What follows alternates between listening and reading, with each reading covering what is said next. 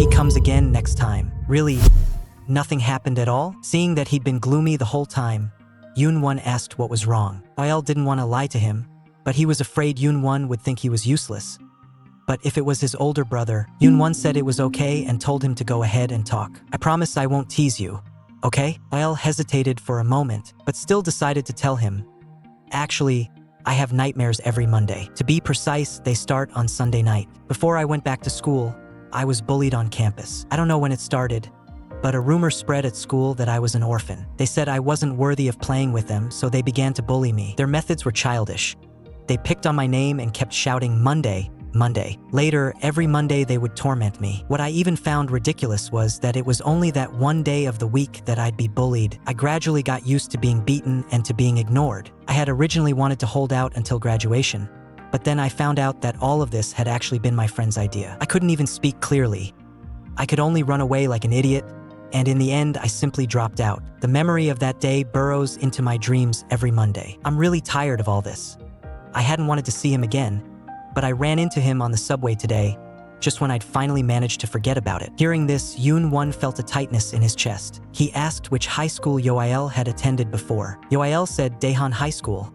It's about half an hour from here. Yoon-won asked him again which specific class it was. Yoel asked why he was suddenly asking that, and Yoon-won said it was nothing, he was just suddenly curious what the 19-year-old Yoel had really been like. He gently comforted him. This isn't your fault. After bringing him back to the room, Yoon-won told him to sleep first, saying he needed to make a phone call, then turned and walked outside. He told a friend to look into Yoel's former class, and also into that person called COJ. But to Yoel, telling this to Yoon-won felt like tattling to him. Yet this clearly wasn't anything good, and it would only make his older brother worry. From now on, he absolutely wouldn't say anything again. Thinking and thinking, Yoel fell asleep just like that. In his dream, he was back in his childhood again, when he was still at the welfare home. Someone walked over to greet him. You're one Yoel? My name is Gang COJ. I'm the same age as you. When were you abandoned by your parents? Yoel didn't understand what he meant, and only said that he had been born here. Gang COJ found that impossible. Then that means your mom and dad dumped you here right after you were born. Hearing this made Yoel very uncomfortable, and he told him not to say things like that again. But Gang COJ didn't care at all. I was abandoned twice. My second set of parents didn't want me either. Once they had their own child, it was like they didn't need me anymore. Yoel drew on the ground with a twig and comforted him. No, they won't.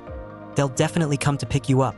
Suddenly, Gang COJ snatched the twig from his hand. Then, next to the little stick figure he had drawn, he drew another little person.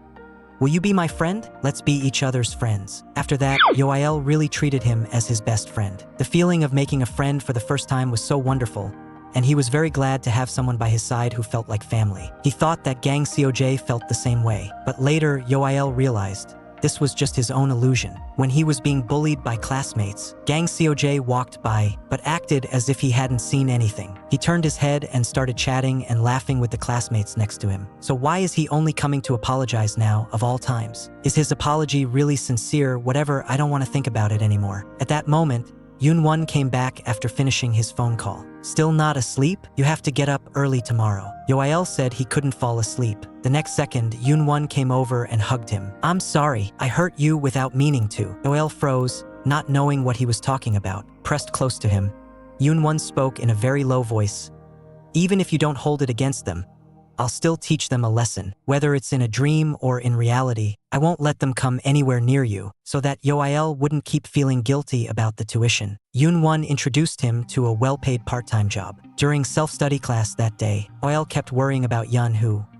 He hadn't seen him today either, and couldn't reach him no matter how he tried. If he'd known, he would have written his number down. Seeing that he kept spacing out, Yoon-won simply wrote on his test paper, asking him what he was thinking about. After seeing it, Yoel wrote a reply beneath it as well. Yun, who hasn't come to school for several days. What if something happened to him? Yoon-won was silent for a few seconds. Then he picked up his pen and directly crossed out the name Yun-woo that Yoel had written. After that, he crossed out Yun-woo even more forcefully and drew a little bristling kitten beside it. Then he leaned his head on Yoel's shoulder. Suddenly, Yoon-won raised his hand. Teacher, we'd like to go to the nurse's office. "The class president has a really high fever." The teacher frowned. "You're not the one who's sick. What are you going for? Let the class president go by himself." Yoon-won said he was afraid Yoael might faint, so he wanted to personally take him there. The teacher didn't press further and only told them to come back quickly after dropping him off. Yoael was even more confused. He clearly didn't have a fever, so what on earth was Yoon-won trying to do? In the next second, Yoon-won took Yoael straight up to the rooftop. Yoael reminded him they weren't supposed to just go up to the rooftop. If they were caught, they'd be scolded, and the teacher had told him to hurry back. But Yoon-won said it was fine. School was almost over anyway. Yoael was about to say something more when he suddenly saw Yoon-won smoking. He immediately rushed over to snatch the cigarette away. The two of them tugged back and forth a few times, and Yoael still ended up throwing the cigarette away. Yoon-won took a step forward and suddenly grabbed Yoael from behind in a tight hug. "How can you get mad at me? I hardly ever smoke at school, but all you ever see is that guy." Yoael said he wasn't angry, he was just worried about Yoon-won. After hearing that, Yoon-won went back to fooling around, pulling Yoael along and saying they should play a game here. After they finished, the two of them just leaned there, letting the wind blow over them. Yoon-won asked him, "The art college? Have you decided? Do you want to go with me today?" The dean said we can ask about it anytime. Yoael was silent for a few seconds. Then he looked at Yoon-won and said, "I've decided not to go to university. You already helped pay my cram school fees, and I feel really guilty about that. If I actually got in, I'd have to make you pay my university tuition too. I don't want to keep weighing you down again and again just because I want more." Yoon-won said he had already said it many times. Yoael didn't need to worry about the tuition. At that moment, Yoael cut him off and said, "Put yourself in my shoes for a second.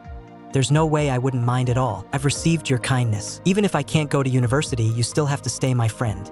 Okay?" As Yoon-won listened, his heart suddenly ached. "The greedy one isn't you, it's me. I'm the one who wants to go to university with you. Don't you also want to learn drawing? If you think it's too expensive, then I'll introduce you to a part-time job." "A high-paying part-time job, how does that sound?" Yoael looked puzzled.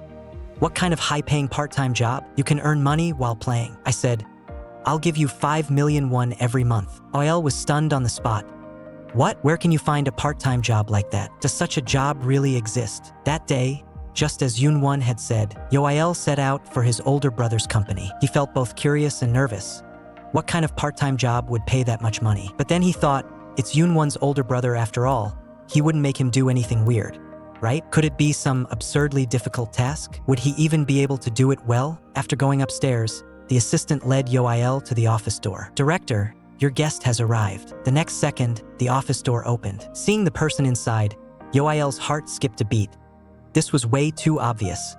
At a glance, you could tell it was Yoon-won's older brother. Sure enough, Yoael's sincerity moved Yoon-jae in the end. It seemed they really were going to become good friends. As soon as Yoael walked in, Yoon Hyuk spoke first to welcome him. "I heard from Yoon-won that you're a kind and reliable person." Feeling a bit embarrassed, Yoael quickly said, "Yes, I have a lot of part-time experience, and I'm confident I can do any task well. It's just that I'm still not clear on the details. May I ask what I need to do?" Yoon Hyuk smiled and slid another contract in front of you, as if that kid Yoon-won hadn't explained things to you properly at all. "What you need to do is very simple. Be friends with my younger brother." Yoael was stunned and felt a strange itch in his heart. Would he be a friend of Yoon-won Hyung? He glanced down, saw the word hemophilia written in the contract, and was even more confused. What's that supposed to mean? Watching him, Yoon Hyuk explained, "I can see you and Yoon-won are already close, but the brother I'm talking about is our youngest one. Ever since he almost got into serious trouble because of a friend, I've been the one choosing the people around him. I want him to learn how to talk with people in a safe environment. Yoon-won keeps telling me that as long as you're willing to be his friend, my shy little brother will be really happy. So I've been wanting to meet you." Still didn't feel real to Yoael. He paused for a moment before speaking.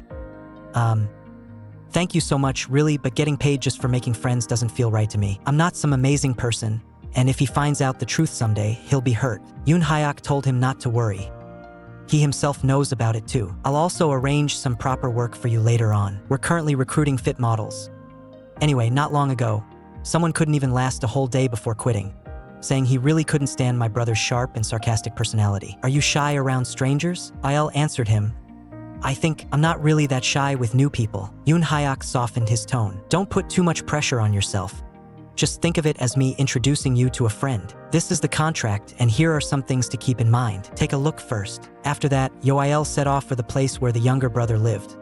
Since there were many things to watch out for with that kind of illness, it seemed he had to be extra careful. It felt like he was going to meet an elementary schooler, yet Yoon-won wanted him to be friends with the boy, so he's probably about the same age as me, right? But I don't even know his name.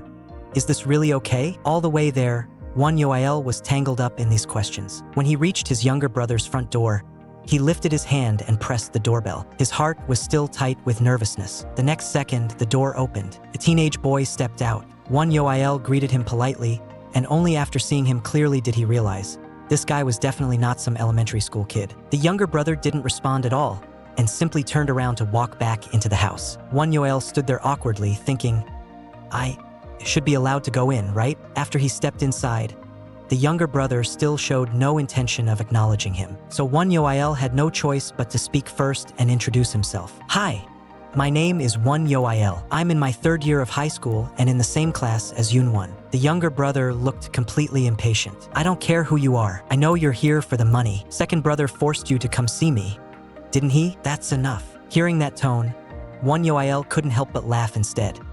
This personality was way too sensitive. He suddenly remembered the first time he met brother Yoon-won. They really were biological brothers. He then said to the younger brother, I really do need money, but if it weren't for you, I wouldn't have come. The younger brother frowned, as if he didn't understand. Make yourself clear. Won Yoil looked at him and said bluntly, because your brother Yoon-won's younger brother. I really like brother Yoon-won the way you like a friend, so I also wanted to get to know his family. The more Won Yoil talked, the more he said, and the younger brother was left utterly speechless. He really was like an idiot, loud and noisy. Why does second brother want me to get along with someone like this? Then he cut Yoil off directly. Got it. Stop talking. My ears hurt. Suddenly, as if he remembered something, Yoil said, oh right, I prepared a gift and almost forgot. There was even a cookie placed on top of the macaron. Isn't it kind of amazing? The younger brother stared at it, then suddenly snatched it away. I'm not a child. You think I'd like something like this? Besides, Gu Yoon-hyuk doesn't like me eating this kind of thing. But this little bear is actually kind of cute. No idea who made it, but they did a really good job. It's my first time seeing something like this. Then I'll just try one bite, but actually eating it feels like such a waste. I heard you like little bears, so I bought all the little bear ones left in the shop. It melts fast, eat it quickly. As he spoke, he picked it up to feed him, and at first the younger brother kept dodging. But after that first bite, he realized it was really delicious. TSK. Then the younger brother started eating by himself. Seeing how much he was enjoying the food, Yoil felt genuinely happy. Yoil stared fixedly at him from the side, waiting to hear a single comment from him. Sensing that gaze, the younger brother asked coldly, what are you looking at? Then he lowered his voice and added, if you tell Gu Yoon-hyuk, you're dead. Yoil immediately said, I won't say anything. I'll absolutely keep it secret. Do you want me to write a guarantee? When he heard Yoil say he would buy it for him again next time, the younger brother didn't look forward to it at all. You make it sound like you'll actually come again next time. I know you won't come back. You'll think I'm boring and say you can't talk with me. Yoil was stunned, not understanding why he thought that way.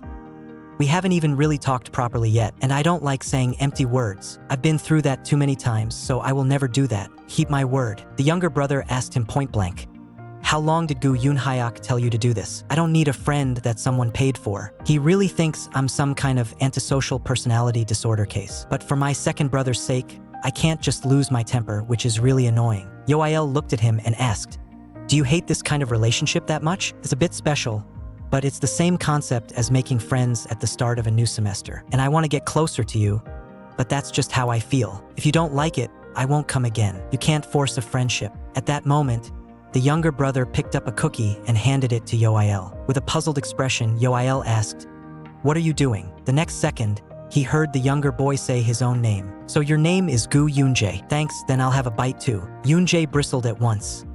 I only gave it to you to make you shut up. You'd better not say more than one sentence, or I'll kick you out. Yoil nodded obediently, but Yoonjae added, and also, next time buy the same flavor you're eating now. Yoil's eyes lit up and he agreed right away. Thank you, Yoonjae. It's really delicious. Yoonjae coldly reminded him, you've already said 3 sentences. Let's go. At home, Yoon-won kept waiting for Yoil to contact him, his chest tight with worry. He didn't really get made to cry by Yoonjae, did he? Just as he was about to call Yoil, his phone suddenly rang. Yoon-won sprang to his feet and snatched up the phone, but the caller wasn't Yoil. As soon as he picked up, the person on the other end said, we've already caught those 3 guys. They were all scared out of their wits and said they'd spill the whole truth. But they were too flustered and panicked, so lots of details never even got checked. If we dig into it properly, we should still be able to find that remaining person and ask clearly what exactly he's trying to do. Yoon-won told the other party to send him the address. The specifics I want to ask in person. He casually changed his clothes, put on his watch, his face turning so cold it looked vicious, and headed straight out the door. All because he saw the red mark on Yoon-won's clothes. Oil thought Yoon-won had gotten a girlfriend, and his heart immediately sank. He felt especially upset. Yoon-won found that group of people and beat them up on the spot. But that blonde guy still refused to tell the truth. In his account, COJ had always protected Yo-il whenever he was being bullied, and the 2 of them had known each other since they were young and were very close. At this moment, Yoon Hyuk also arrived and called Yoon-won to come down. Yoon-won asked him, "How did you know about this? Hyung, have you been investigating me behind my back? Just how far are you planning to interfere?" Yoon Hyuk shot back, "Do you want to show off fighting violence with violence in front of Yo-il?" Seeing how Yoon-won looked as if he didn't think he was in the wrong at all, Yoon Hyuk held back his anger and tried to reason with him. "This isn't justice, it's violence, and it's meddling in other people's business on top of that. What if you end up dragging yourself into trouble? The more it's a situation like this, the more you need to stay calm. In any case, I'll handle Yo-il's situation." Yoon-won cut him off directly. "Don't go messing with Yo-il. He's finally managed to forget. I don't want him to remember it again. Even if I beat them all up, he might not actually feel any better. I'd rather use new, good memories to cover up the wounds of his past." Hearing Yoon Hyuk say this, Yoon-won finally breathed a sigh of relief as well. "Then I'm relieved. If I can get you to say something like that, it seems Yo-il really is a good person. But if you want Yo-il to stay by your side all the time, you can't keep messing around like you did today. If Yo-il finds out about this, he might run away on the spot." After they got out of the car, Yoon Hyuk still didn't forget to warn her. "This is the last time I clean up your mess. Next time you're not allowed to lay a hand on anyone.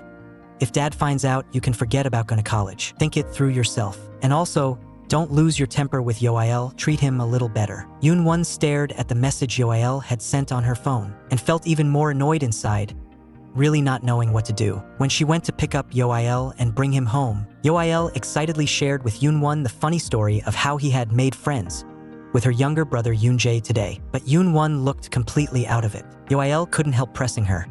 "Who did you go see today?" And he also smelled that Yoon-won had put on perfume today. The more Yo-il talked, the more he kept going, while Yoon-won only said she was a bit tired today.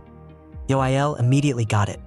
He thought she found him noisy. The next second, Yo-il suddenly saw that smear of red on Yoon-won's clothes. He instantly couldn't stop caring about it. She even wore perfume today, which was way too out of character. After they got home, she also went to sleep so early. On the way back, she seemed to be hiding something, not saying a single word. I even thought he would be curious about what exactly I did with Yoon-jae, but I couldn't just ask directly what that red mark actually was. Why were there red stains rubbed onto his clothes? Yoon-won is the kind of person who won't even drop a single grain of rice when he eats, because he just threw his clothes straight into the washing machine.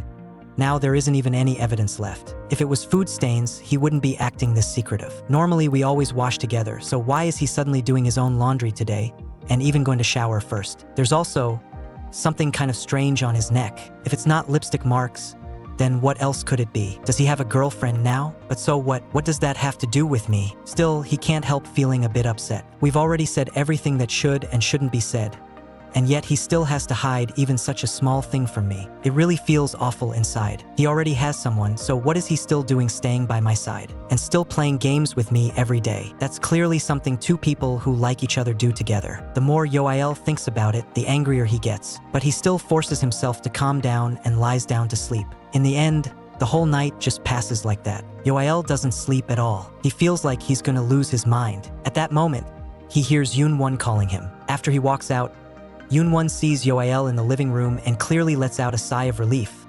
He thought he'd gone off somewhere. Oil asks if he slept well, saying, "You looked really tired last night." Yoon-won says it was okay, then asks back, "What happened to your face?" Oil pinches his own face and thinks, "He can't tell I didn't sleep all night?" Seeing him like this, Yoon-won can't help laughing. "Your face usually swells up like a pig's head in the morning. How come there's nothing wrong with you today? What are you pinching for? Are you trying to act cute? You're not cute at all." Hearing him say that, Yo-il instantly flared up, grabbed a pillow, and hurled it at him. "First thing in the morning you come to bother me. First thing in the morning you start messing with me. Then he stood up and decided to ignore Yoonwon. Yesterday Yoonwon had been in such bad shape. Yet after a night's sleep, he was acting like nothing had happened. Yoonwon still loved to joke around, but something must have happened that day. It's already been 3 days. The perfume scent, the lipstick mark, and the way he deliberately avoids physical contact. Yoael is sure this isn't his imagination. Is it because Yoonwon has someone now, so he has to keep his distance from me? This sudden change has completely caught me off guard. Did I do something wrong? Before every PE class, Yoonwon would stay with me in the equipment room and play games. But today's Yoonwon is acting really strange. He hasn't done anything at all. He's even participating in class really seriously. It's clearly self-study time, yet he still made a point of coming out. And lately, he's even been working out at home. Looks like Yoonwon has met someone who can make him a better person. Unlike me, who can only keep going with his help. Just as Yoael was spacing out, Yoonwon suddenly leaned in. What are you doing all by yourself? Yoael couldn't put it into words for a moment.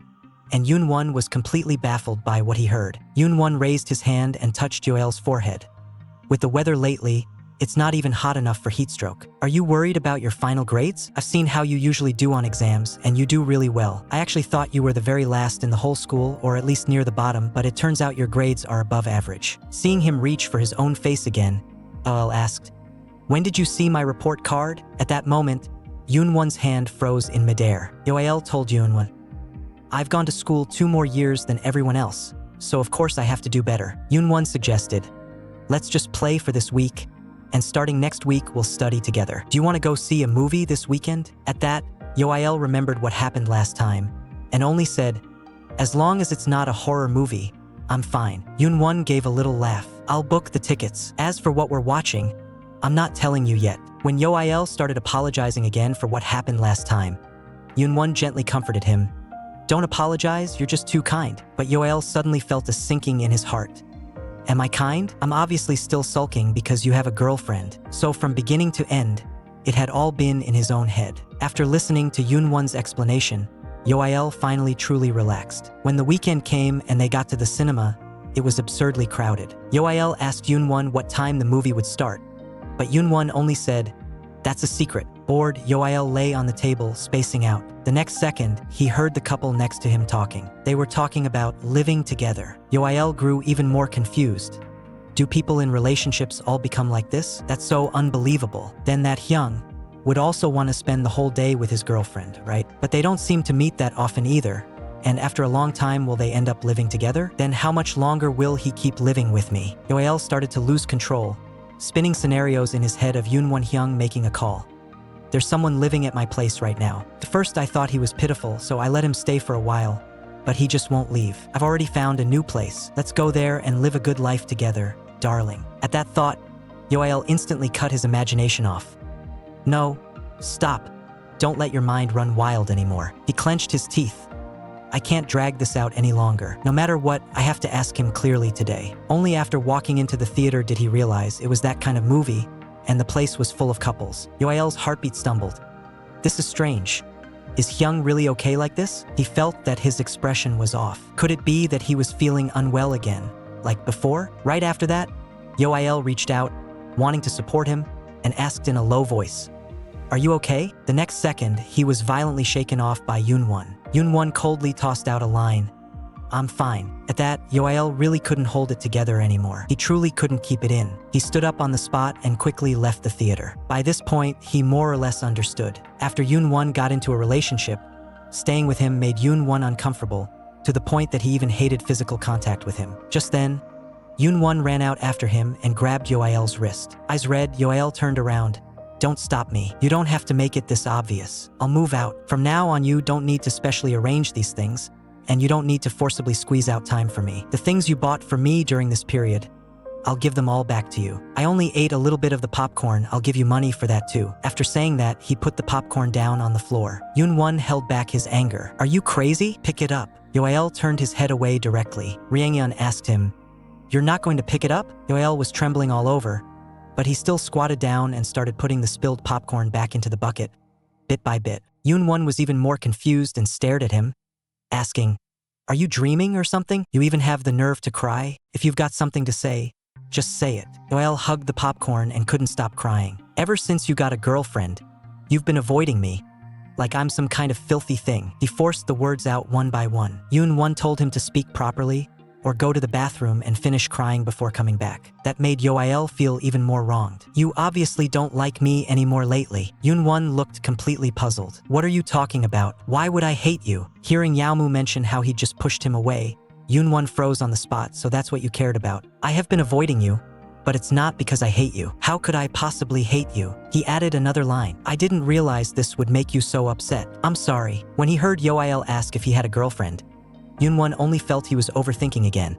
So he simply decided to take him home and talk things through properly once they got back. After they got home and Yoael finished listening to Yoon-won's explanation, he stared at him and asked, "Is everything you said true?" Looking at him, Yoon-won said seriously, "Of course. So after that kiss with you on the rooftop, I haven't touched you again. I'm afraid that once I start, I won't be able to control myself." As soon as he heard that, Yoael finally felt at ease. So, Yoon-won didn't have a girlfriend.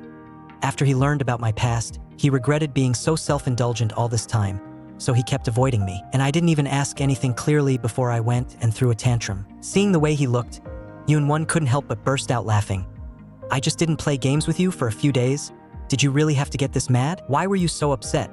Do you really like being with me that much? Hearing that, Yoael was instantly so embarrassed he couldn't take it, and immediately burrowed his whole body under the covers. That's not what I meant, that's not what I meant, that's not what I meant. After a while, he finally poked his head out and quietly confirmed again. You really don't have a girlfriend? Yoon-won yanked his blanket with one pull. If you keep talking nonsense, I'm going to spank your butt. Hearing him say it so plainly, Yoael finally stopped doubting and, taking the chance, poured out everything that had been weighing on his heart these days. After learning what he was really thinking, Yoon-won was overjoyed as well. Then, the two of them started fooling around again. Looking at the Yoon-won right in front of him, Yoael instead was the first to pull him closer. Because of that game last night, Yoon-won directly gave Yoael a nickname, Bobby. The next day at school, Yoon-won kept using that nickname to tease him. Little Bobby, if you want to go to the bathroom, remember to tell me first. You hear? Yoael was so angry that his fists clenched. But seeing his fierce expression, Yoon-won only thought he was unbearably cute. He reached out and pinched Yoael's cheeks. Are you going to bite your owner next? Then how should I train you? Just as the two of them were still messing around, a classmate came over to remind Yoon-won that it was his turn to go to the teacher for counseling. Only then did Yoon-won let go of Yoael and told Yoael to sit here obediently and wait for him to come back. As soon as Yoon-won left, Yoael felt like he was about to explode. Being called Bobby by him non-stop, and also because last night he had really, at that moment, he suddenly heard someone calling him. Hyung, long time no see. Yoael looked up, and it was actually Yun-hoo. The moment Yoael saw Yun-hoo's arm, he immediately tensed up and asked what had happened. Yun-hoo said he had fallen down the stairs. Yoael was even more confused and asked when it had happened. Yun-hoo shot back that he was seriously injured, had been hospitalized, and had even sent him texts asking him to visit, so why hadn't he replied to a single one? Yoael hurriedly apologized and said that he had just changed to a new phone and a new number some time ago, and all his old contacts were gone. Yun-hoo handed his phone over. I figured as much. I know you wouldn't deliberately avoid me. Tell me your new number. Yoael hurriedly took the phone and entered his number. Sorry,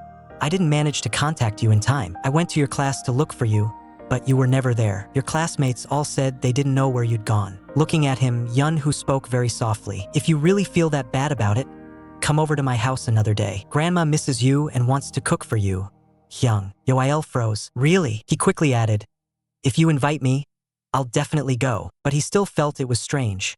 Hadn't Cho-yun, who always hated having people over at his house? During this break, Yoael thought about a lot of things. Just then, the bell for class rang. Before leaving, Yun-hoo said to him, I'll go back and ask Grandma first, then I'll contact you. On his way out, he had just reached the doorway when he ran right into Yoon-won, who was coming back. When he returned to his seat and class started. Furious, Yoon-won immediately wrote a note to Yoael. Do you have a death wish? After reading it, Yoael was completely confused. He wrote back, No, I don't. Yoon-won wrote again.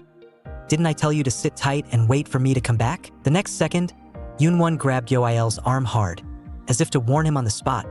He was absolutely not allowed to hang out with Cho Yun-hoo. Yoael completely had no idea what kind of fit he was throwing. The next second, Yoon-won raised his hand and flicked his nose. I'm so sleepy. I'm going to take a nap. On the way back home after school, Yoael received the wages Yoon-won's older brother had transferred over, and his whole body went stiff.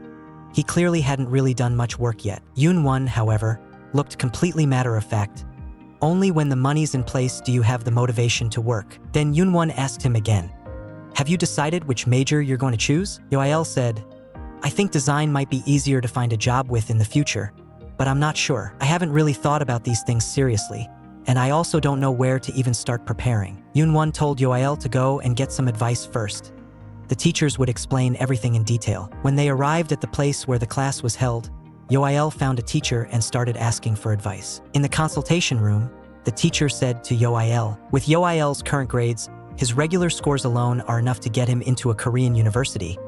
But visual communication design is highly competitive, and if he doesn't want to take a risk, he can also put other majors on his backup list. Although you don't have hands-on experience and you started later than others, as long as you're willing to put in the effort, you'll get results. Many students get in this way. Once the strategy is set, it's not that hard. Just as Yoonwon was waiting for Yoael, suddenly a girl who was in a hurry rushed past beside him. In a moment of carelessness, she bumped into Yoonwon. The girl kept apologizing as she quickly picked up the paintbrushes that had fallen to the ground. Yoonwon also crouched down to help her.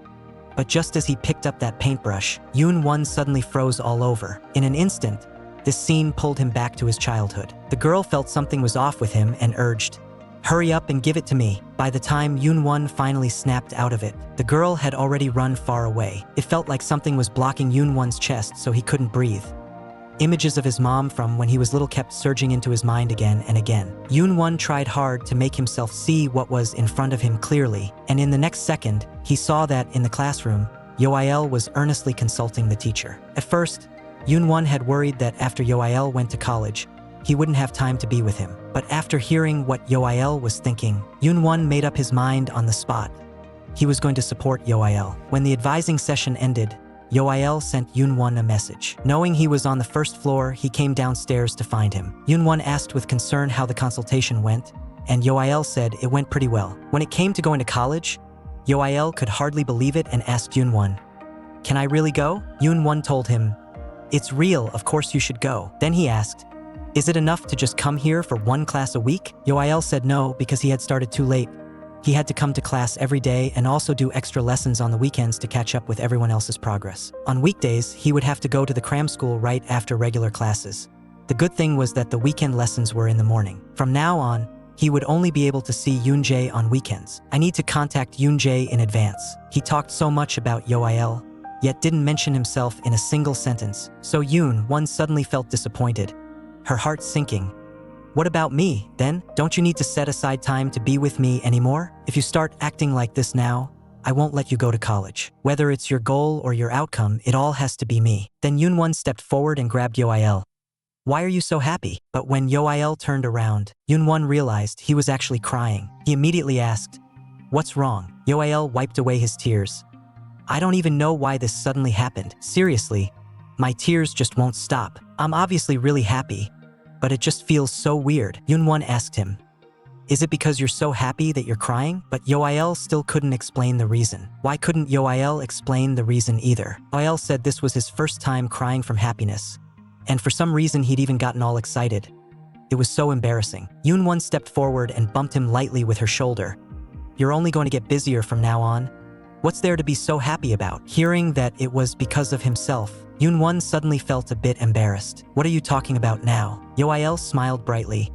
When I'm with my brother, good things always happen. Today too, thanks to you, I stopped having those dreams and even managed to successfully sign up for the cram school. Yoonwon looked at him. So, you're this happy because I've done so many things for you? Yoael shook his head. No, it's because you're a good person. No, that's not it. It's because I like you, so I feel like everything about you is good. When he said that, Yoonwon felt even more embarrassed. Yoael was overjoyed. I also feel that doing these things together with you makes them more meaningful. Yoonwon's heart tightened. I didn't expect Yoael to think this way. Yoonwon changed his mind on the spot.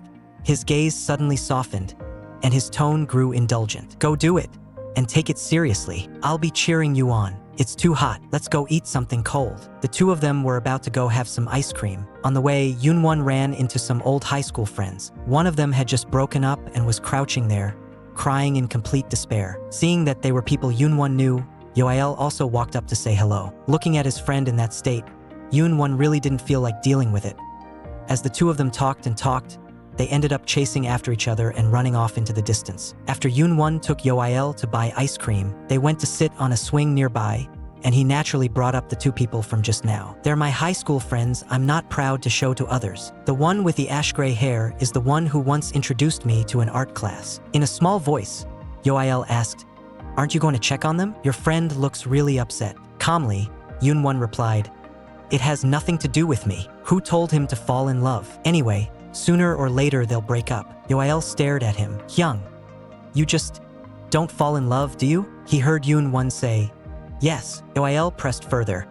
"Then what if you meet someone you really like?" Yoon-won told him, "Whether it's love or being in a relationship, it's all just a fantasy. To put it bluntly, it's nothing but a game, because no one can guarantee being together forever. That's why people are afraid. That's why they say those things, wanting to tie the other person down. But in the end, how much meaning can a single word really have?" After he finished saying this, the air fell silent again for a few seconds. Yoon-won asked Yoael in return, "Do you think things like love are important?" Yoael paused for a moment and thought carefully. "How should I put it? In the past, there wasn't even anyone around me who would talk about this." Yoon-won turned his face to the side and stared at Yoael beside him. Then he continued speaking. "I think the way things are now is great. We'll never break up." The more Yoael listened, the more confused he felt.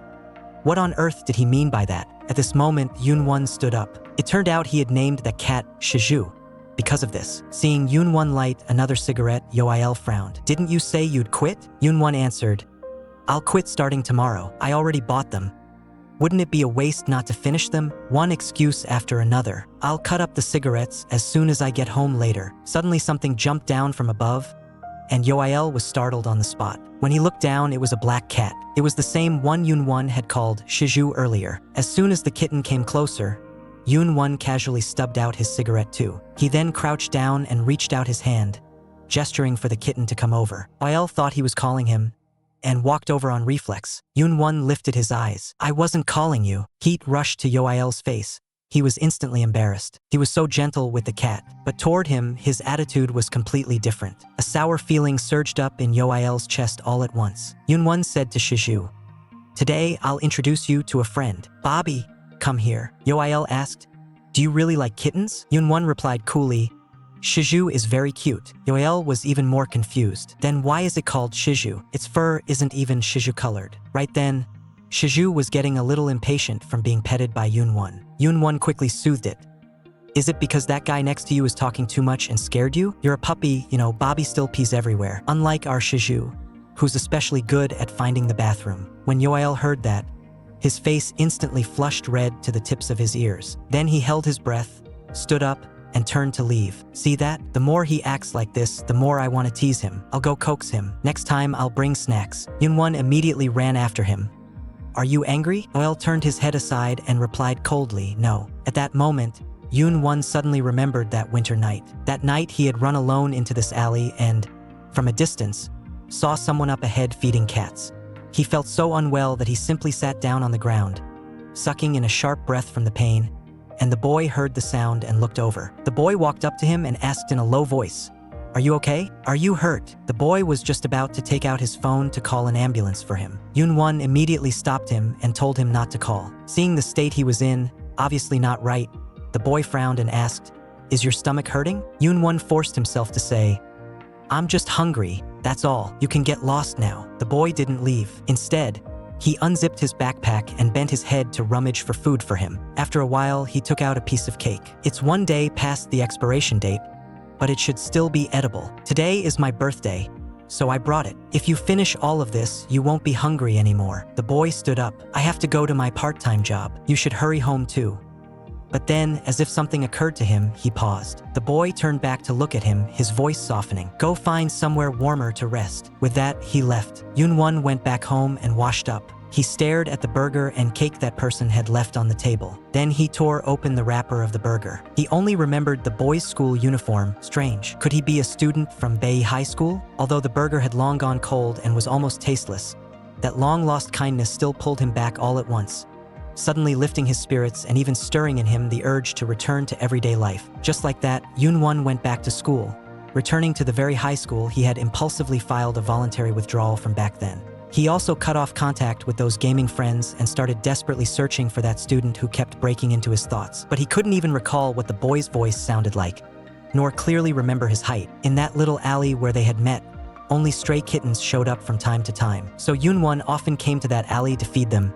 "You're that kitty from last time, right? Do you still remember the person who fed you? Is this why you've been waiting for me?" Because of it, Yoon-won had recently been watching only cat videos. Don't eat too many cat sticks. They're bad for your health. Have you been putting on weight lately? It's okay to be a bit chubby. Then just wait for me to come feed you every day. Make sure you don't dash around on the driveway. I'll give you a name, Shiju. How about it? Do you like it? I've even given you a name, so you have to live a long life. It was only after meeting Won Yoil that Yoon-won completely forgot about this. Turns out that day when Yoon-won and Yoil were kissing, they were seen by Yeon-hoo. Hearing this from Yeon-hoo's mouth at this moment, Yoil panicked instantly. After they got home and saw Yoil curled up alone on the sofa, Yoon-won asked him, "Are you angry?" Yoil dodged directly and coldly tossed out, "No," but Yoon-won could tell. Yoil was clearly sulking. So Yoon-won had no choice but to say, "I won't tease you about being the PP king anymore." Yoil immediately lowered his head. "That's not the reason." Pressed by Yoon-won's questions, Yoil finally said what he'd been holding back. "Hyung, you asked me to smoke with you, but you stay far away from the kitten just because you're afraid it will smell the smoke. And it's not like I wanted to grow up to be like this either. Anyway, I'm not saying how sad I am. I just wanted to say." Yoon-won listened with a completely baffled look, trying hard to guess what he was actually trying to say. But he still couldn't understand, so he had to ask what Yoil was randomly imagining this time. Seeing that Yoon-won just couldn't grasp the point, Yoil simply put it more bluntly. "You dislike how I look like this, but then you turn around and gush over how cute the kitten is. Same with the cigarettes, you won't even let the kitten smell the smoke. Yet you don't hesitate to drag me along to smoke with you. I hate the smell of smoke too." Anyway, at that moment, Yoon-won suddenly burst out laughing. "I get it now. So you're actually jealous, and you're jealous of the kitten." Yoil immediately shot back, "I am not. Didn't you get jealous of a game item last time too?" Yoon-won found him unbearably cute and told him there's no way a game item and a kitten could be the same. When game items were mentioned, a new idea suddenly occurred to Yoon-won. He told Yoil to be good and wait for him here first. The next day, because he was going to meet Yeon-hoo, Yoil had his mind completely on that and hadn't had the chance to tell Yoon-won yet. He thought, "I'm just going to see Yeon-hoo. It's not like I'm doing anything bad. There's no need to worry about Yoon-won's reaction, right? But Yoon-won hates it when I hang out with Yeon-hoo. Looks like I'd better keep it from him for now." Just then, Yoon-won asked Yoil what he wanted to do after they finished eating. "You've been busy with cram classes all week and haven't played with me at all. Want to go to Namsan? I heard it'll rain tonight, so we should go and come back quickly." Seeing that Yoil didn't react much, Yoon-won followed up and asked him if he didn't want to go. Yoil immediately denied it. "No, it's not that.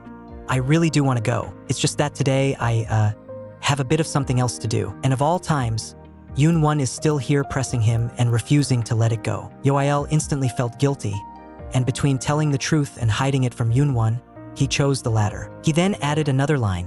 "Today is the director's birthday." Hearing that, Yoon-won decided not to go with him. "You go say hello to the director yourself, then come home early." Yoon-won could tell they hadn't seen each other for a long time either, so he let Yoil go without worry. "Once you get there, stay put. If you call, I'll come pick you up." The next second, Yoil hurriedly refused. "No need, it's really close from here.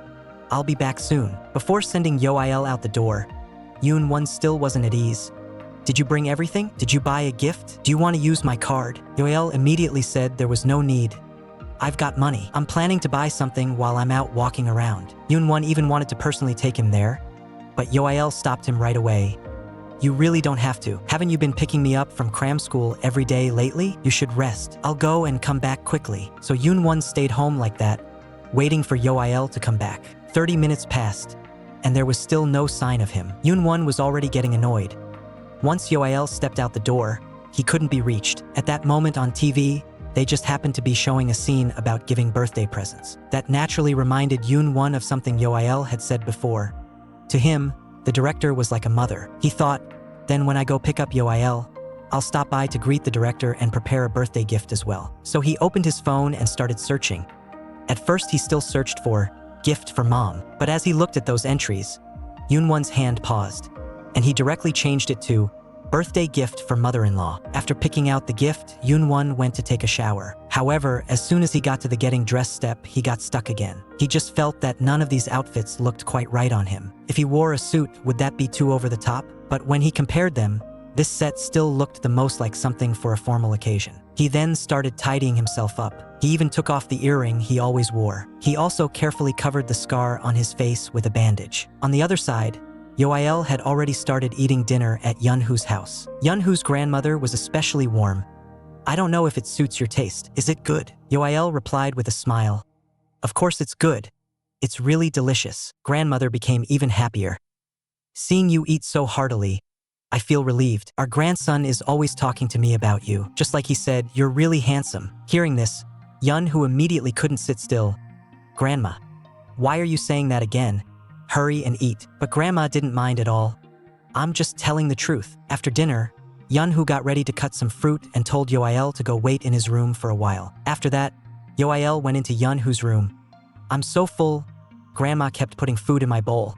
I ate 2 big bowls. I was even supposed to have dinner with Yoon-won-hyung." Just then, he heard Grandma say she was going out to the market and told Yunhoo to stay home and play with Yoael. Listening to their conversation, Yoael thought to himself, the relationship between Yunhoo and Grandma is really good. I wonder what Yoon-won-hyung is doing now. He must be really bored all by himself. It's about 6:30 now, I should be heading back too. At that moment, Yunhoo came in.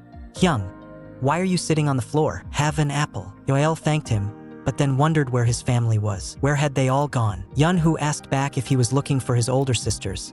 They should be at the dorm. Only then did Yoael notice that the cast on Yunhoo's arm had already been removed. So Yoael asked how he had hurt his arm before. "I remember you said you fell down the stairs." Yunhoo was silent for a few seconds. Only then did he tell Yoael. He had been shaking with anger and missed his step while jumping down the stairs, and that's how he fell. Yoael was even more confused.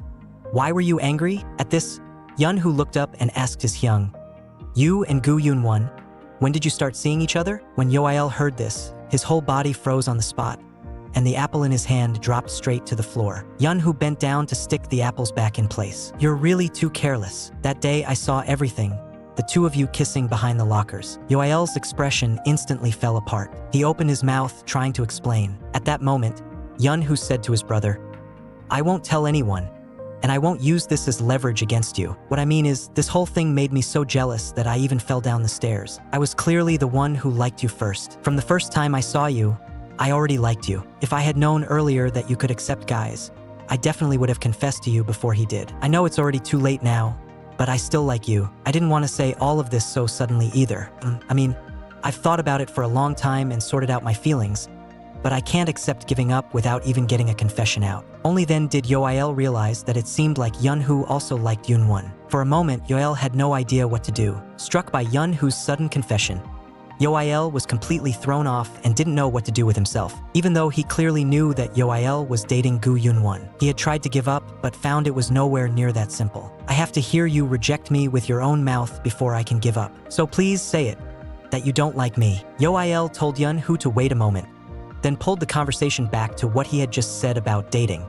"You mean me and Yoon-won-hyung?" Yunhoo said he would keep the secret for the rest of his life, so Yoael didn't have to keep hiding like this. This would only make Yunhoo feel worse. Yoael looked at him and said quietly, "It's not like that, because I really am not in a relationship with Yoon-won-hyung." Yunhoo was stunned on the spot.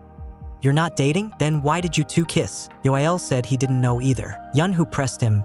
"Are you crazy? Did that guy threaten you?" Yoael shook his head. "No, I agreed to it myself." Yunhoo almost passed out. "Then what exactly is your relationship?" At that, Yoael paused for a moment. "Actually, I'm really curious about that too. I really can't figure out what Hyung is thinking. He clearly doesn't like me, yet he treats me so well." The more Yunhoo spoke, the more worked up he got. "Didn't you say you wouldn't date anyone? Then why did you kiss? Aren't you angry? I'm honestly speechless. Other people want to kiss and can't. But you, has that guy really never said something like, 'I like you' to you? Does he just not want to date you at all and only wants to play games with you? I really can't figure it out." "Hyung, do you like Gu Yoon-won?" Yoael was silent for a second, then said, "Yeah, I think I've fallen for him." Hearing how unsure he sounded, Yunhoo was even more confused. "If you like him, just tell him straight up, because I can't tell myself whether this is the liking a friend kind of feeling or the wanna date him kind of liking. Yun, who felt like his head was about to explode. Hyung, you know what? Once a thought like that pops up, it's really hard to stay just friends. It honestly sucks. Since someone you like is thinking that way, I should have been feeling sad. But right now you're just way too worrying. When Yoil asked him, aren't you embarrassed? Yun, who looked completely confused. Embarrassed about what? About saying stuff like, I like you. Yun, who said he didn't feel that way at all, that it didn't feel like anything special to say it out loud. Then he stared at Yoil again and asked, but I really did get dumped by you, right? Honestly, I've always thought of you as a cute little brother. I know things will be really awkward between us, but we can still be good friends like before, right? Yun, who fell silent for a few seconds. The next second, he suddenly jumped to his feet. Wow, that's actually the longest thing you've said all day, and it's you rejecting me. I'm really hurt. Seeing him like that, Yoel hurried to apologize.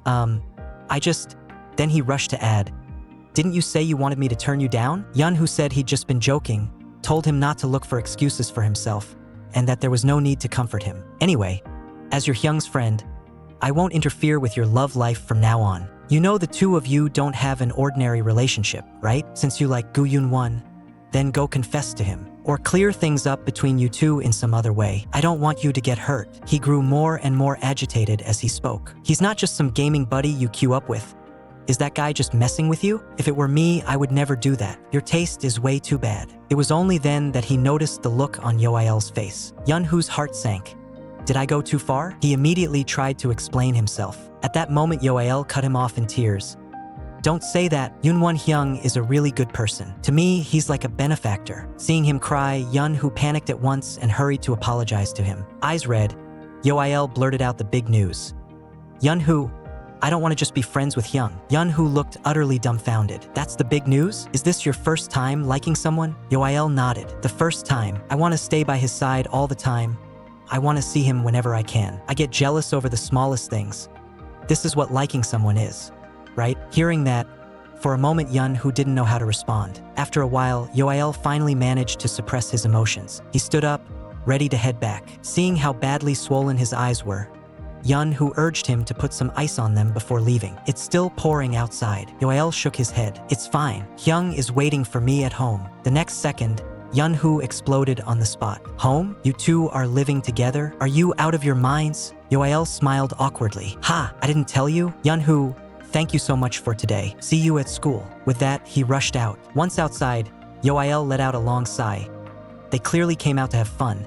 So how did it end up like this? I can't drag this out any longer. Should I confess to him? But he clearly said he doesn't want to date anyone. I'll definitely be rejected. If he doesn't kick me out, that'll already be considered my good luck.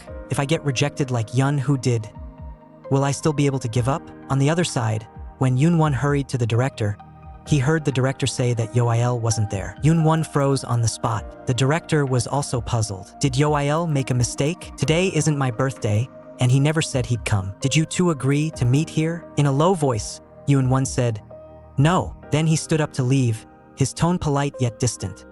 Then I'll come visit you again with Yoel next time. I'll be going now. The director looked at the things he had brought and was just about to ask what they were when Yun-won quietly said, please accept this small token of my appreciation. And also, could you please keep my visit today a secret from Yoel for now? Thank you for raising him. Goodbye. After walking out, Yun-won called Yoel again and again, but no one ever picked up on the other end of the line. Meanwhile, Yoel stared at the incoming calls that kept popping up on the screen, his heart tightening in panic, completely not daring to answer. He was afraid that the moment he heard Yun-won's voice, he wouldn't be able to keep up the act anymore. He thought he should send a message first, calm his emotions before going home, and adjust his state. Yun-won received a text from Yoel. The second he saw the contents clearly, he completely froze. His hand gripping the steering wheel tightened more and more, his knuckles turning white. The next second, he suddenly flung his phone backward. What on earth is he doing? Why did he lie to me? Has he been lying to me like this the whole time? Have I never given him even a single chance? No, what if this is just my misunderstanding again? After arguing with Yun-won, Yoel directly ran away from home. When he came back, he found all the lights in the house turned off. Yoel paused in surprise.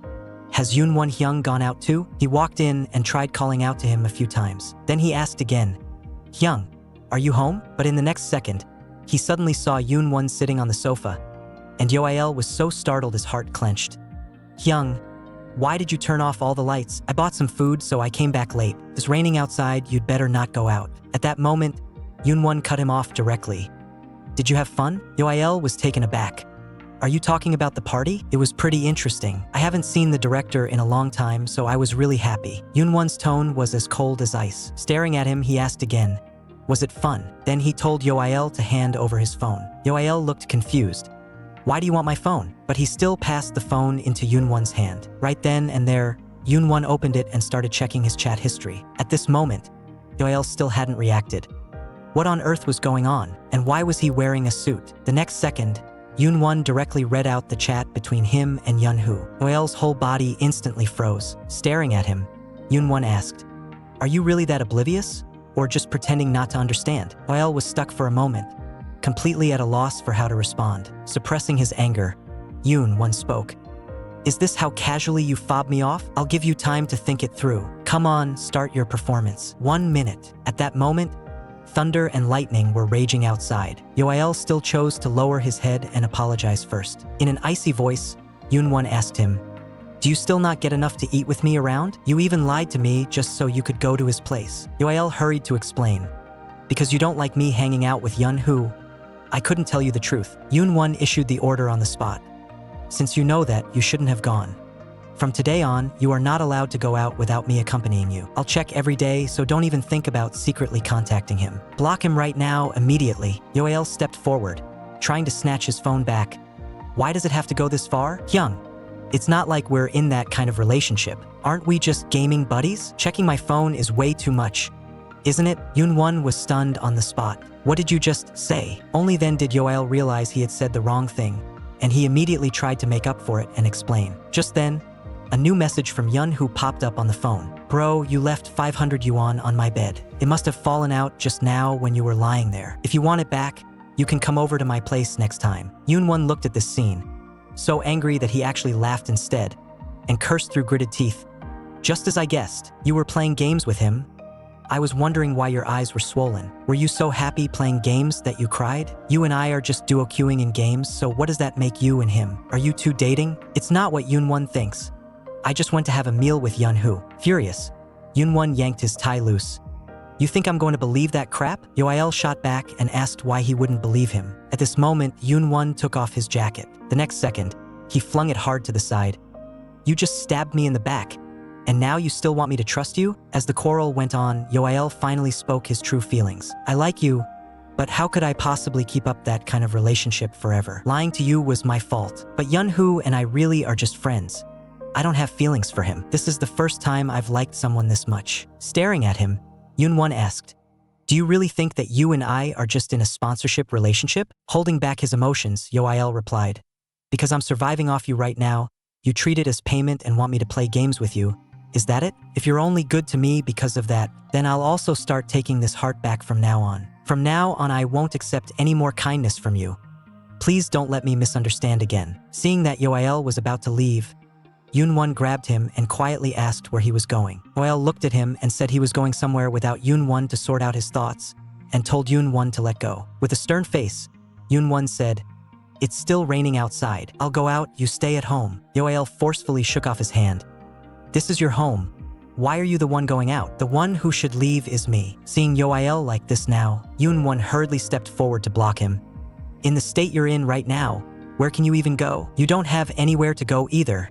Do you? Get some sleep first. We'll talk tomorrow. Go sleep in the bed. After saying that, Yoon-won turned around and went out. After a while, Yoon-won came back. He immediately saw a pile of Yoael's shoes arranged by the door. Strange. Did Yoael fall asleep? Yoon-won walked into the room. But in the room, there was no sign of Yoael at all. Yoon-won's heart suddenly sank. He immediately rushed outside to look for him. Right after that, he called Yoael. Even stranger, did he go out? At that moment, on the table beside him, Yoon-won's phone suddenly rang. He even went out without taking his phone? The moment I'm not by his side, he starts getting this scatterbrained. It's already so late. Where on earth did he go? At this moment, Yoon-won's gaze went back to that pile of shoes. Only then did Yoon-won realize, I knew it. How could they be lined up so neatly? So it turns out he put all the shoes I bought him back here. So this means he's made up his mind not to come back. On the other side, the sauna. Yoael is lying in one of the kiln rooms. At last, The day he'd been waiting for has finally come. I don't deserve to like someone. I'm the one who's too greedy because I have nothing at all. Tomorrow I'll go to the cram school first, then buy a new phone. Before I go look for Yoonjae, I'll stop by to see the place. I can't just keep living in a sauna forever. I can forget it. I'll just go back to my old daily life, that's all. Over here, Yoon-won has turned over every possible place he can think of, but still hasn't found Yoil at the welfare home. He runs over to Yunhoo's house again, but Yoil still isn't there. Yoon-won is so mad he loses control, cursing one word after another. Later he goes back home, doesn't sleep all night, and stays up straight through to the next day. Why won't you come back to get your phone? What can you even do without a phone? Should I have them help me look for him first? Just then, Yoil's phone suddenly starts ringing like crazy. Yoon-won jerks his head up. He sees it's a message Yoonjae sent to Yoil. He was already annoyed, and on top of that, it just had to be something Yoonjae sent in that kind of tone. Yoon-won fires back at him right there in the chat box. The other person gets a reply and is immediately met with a stream of curses. Yoonjae explodes on the spot. Gu-yoon Hyak, I just got cursed out. This Monday, I really am like a lunatic. With that, he shoves the phone at him to see. Yoon Hyak stared at the content on the screen. The more he looked at it, the more familiar it felt. Yoonjae ground his teeth. I definitely won't let him off today. At that moment, the doorbell also started ringing like crazy. Yoonjae rushed to open the door. Quit pressing it. Does he have a split personality or what? But as soon as the door opened, it wasn't Yoil at all.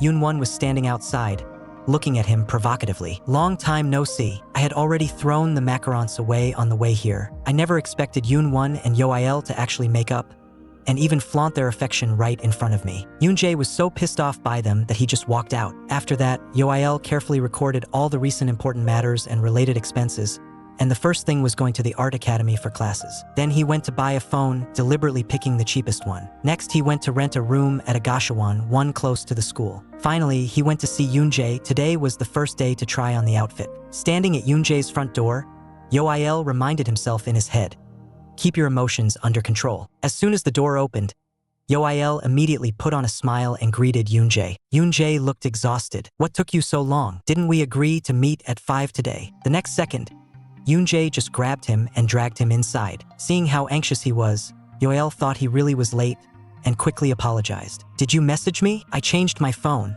so I might not have seen it. The moment he lifted his eyes after stepping in, Yoil froze.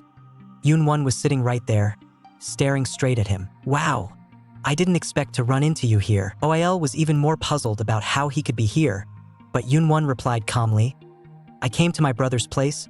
What's so strange about that? Lowering his voice, Yoonjae said to Yoil, he threatened me too. Yoil's heart tightened. Did they have a fight? Why are they staring at each other and not saying a word? And yet, their eyes are full of worry for each other. At that moment, Yoon Hyak came downstairs. Yoil, you're here. Yoil immediately straightened up and hurriedly replied, hello, boss. Yoon Hyak invited him to have dinner together. Just as Yoil was about to say it wasn't necessary, Yoon-won spoke first. He knew you were coming. The dinner was prepared especially for you. Eat first, then work. So the few of them went to eat together. When they reached the dining table, Yoon-won said directly to Yoon Hyak, Yoil can't eat garlic shrimp. Don't put that dish in front of him. Yoon Hyak froze for a moment and immediately moved to rearrange the plates. Yoil felt even more awkward and hurriedly said, no need, really, it's fine. While they were eating, Yoon Hyak asked Yoil, I heard you're going to the studio today. You've never been involved in a shoot before, right? Yoon Hyak added that up until now. He had always been the one trying on the clothes himself, but a few days ago he got fired. All Yoil could do was give an awkward laugh as he listened. At this moment, Yoon-won asked Yoon Hyak, where are you two going? Yoon Hyak asked him back, you don't know? Yoil is the fitting model for Yoonjae's online shop. Yoon-won's face instantly darkened, and he put down his chopsticks. I'm asking why you're making him work. He's in his 3rd year of high school now. Beside them, Yoil immediately cut in. This was my own decision. I want to give it a try too. I've got to do something anyway. Yoon-won picked up a piece of steak and directly put it into Yoil's bowl. Then he asked him where exactly he had been sleeping these past few days. Yoil raised his hand and forked that piece of steak back to Yoon-won. He said he didn't want to talk about it.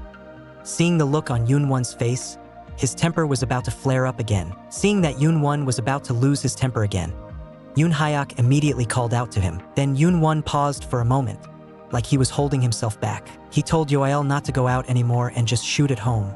The house was big enough. Yoil shot back, asking what right he had to make decisions for him. Watching them like this, Yoon-jae felt uncomfortable just sitting there. At this, Yoon-won swept a glance over.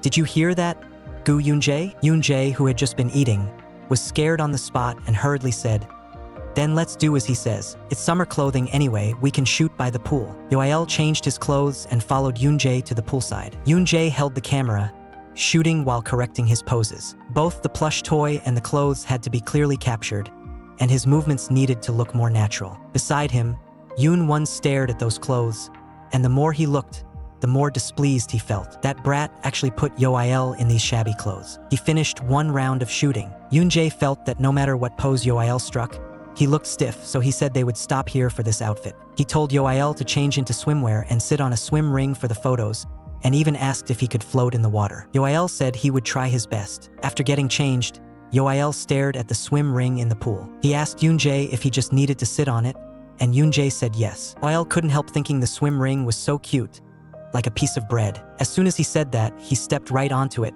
and Yoon-jae panicked at a glance, immediately warning him he couldn't get on like that. Before he could finish speaking, Yoel's foot slipped. He toppled straight into the pool. Yoon-jae couldn't hold back from calling him really stupid, then immediately asked if he was okay. Suddenly, a dark figure swept by at the side. It was Yoon-won diving into the water, grabbing the fallen Yoel up right away. His brows furrowed as he asked, "How can you be so careless?" He then turned his head and glared at Yoon-jae. "He can't swim, and you still let him get in the water?" Yoel coughed while hastily saying he was fine. Yoon-jae felt even more speechless inside. The water is only 1.20 meters deep. This is way too over the top. Then he told Yoel that they were done for today and to get lost, no, to hurry home. As soon as the words fell, he turned and left, getting angrier with each step. Are they really fighting? Even while fighting, they flaunt it everywhere. Seeing that Yoon-jae seemed truly angry, Yoel's heart instantly sank. "I'm sorry, it's all because of me. You can put me down now." Yoon-won asked him in a low voice. "I already said we would talk properly today. So why did you still have to run away from home?" Yoel looked at him, his voice turning cold. "I have nothing to say to you." At this moment, Yoon-won was the first to lower his head. "I went too far with what I said yesterday. You know that wasn't how I really felt." When Yoel heard this, his throat tightened. "How am I supposed to know what's really going on in your heart, Hyung? I've said everything I needed to say, and you probably have too. I'm leaving." As he said this, he started to get down from Yoon-won's arms. Yoon-won immediately followed, his tone forced down but harsh. "Do you really want me to spell it out? I need you. On the days when you're not by my side, I'm nearly going insane. I'll trust you, so stop making a fuss. Look at me. I've already apologized." As he spoke, he suddenly yanked Yoel closer. But Yoel lifted his eyes and shot back. "What you need is just someone to play games with you, isn't it? Words like these will make me think that you like me too. I still like you. If you don't truly like me, then don't say things like that. Seeing you every day like this, I really can't straighten out my thoughts. Then let's just pretend we don't know each other for now." Seeing Yoel react like this, Yoon-won didn't say anything more. Let Yoel come up first. Yoel finally admitted it, his feelings for Yoon-won. On Yoon-won's birthday, he and Yoon-won made up. That day happened to be the June mock exam. As Yoel worked on the test paper, his mind kept circling around Yoon-won Hyung. "We clearly agreed to get along like strangers, but in the end Yoon-won really didn't say a single word to him. Since when did Yoon-won start listening to him so well?" What was even more ridiculous was that Yoel actually started to care this quickly. If they could just sort out their emotions, could they go back to how they were before? But right now, Yoel really had no idea what to do. At lunch, Yun-woo asked Yoel if he hadn't had much of an appetite lately.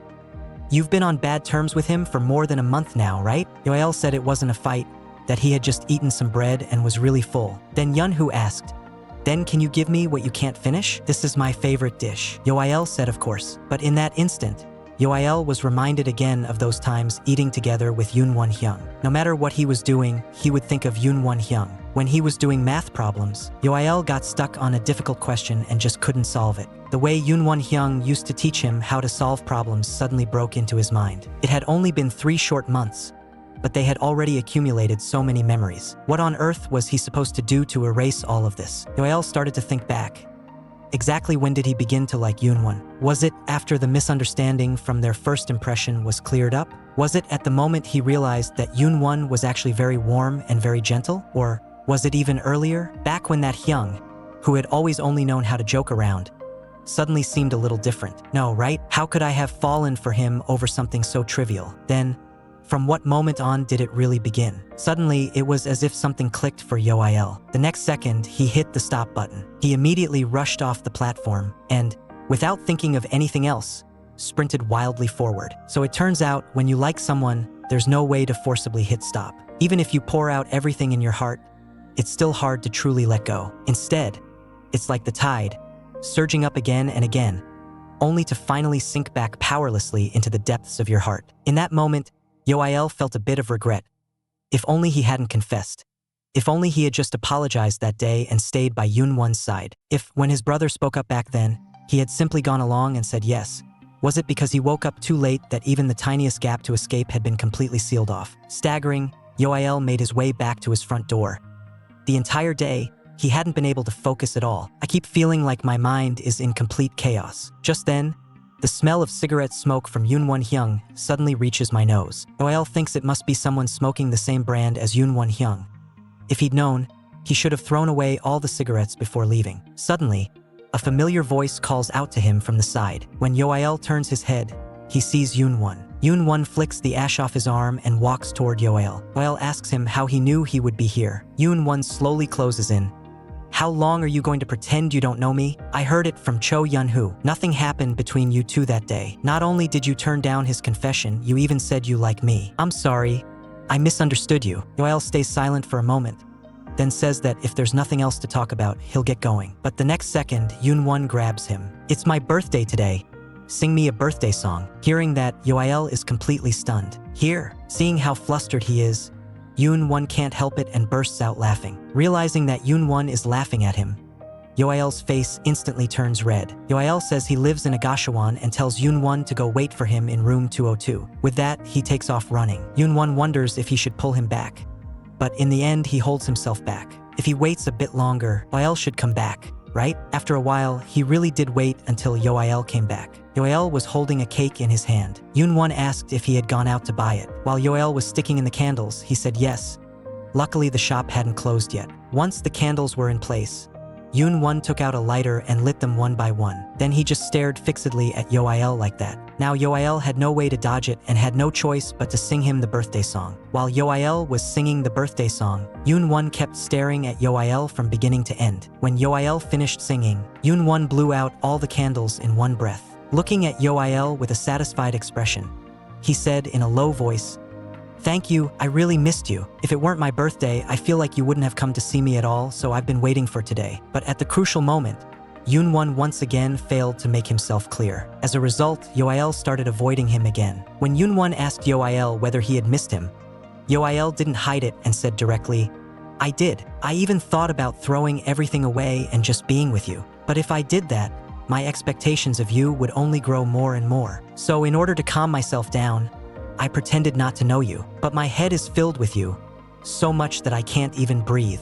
I don't know how long it will take before I can face you as if nothing has happened." At that moment, Yoonwon cut him off. "Don't make things so complicated. Can't you just stay by my side? From now on, I'll treat you even better. Double that kind of better." Yoel listened and asked in return, "Then what are you going to do? Not date, only play games. Not friends, but not lovers either. Not even gaming partners in a squad, just keep this kind of ambiguity going?" Yoonwon was getting a headache from what he said. "Why do you keep bringing this up? Is there only the game between us? All the things we've done together during this time. So, what kind of relationship do you actually want to have with me? I've already confessed to you and told you everything in my heart, but I still don't know what it is you really want. Hyung, didn't I say it already? It's not that I need to play games, I need you. When you're not by my side, I start thinking about you. Sometimes I even get jealous of everything around you.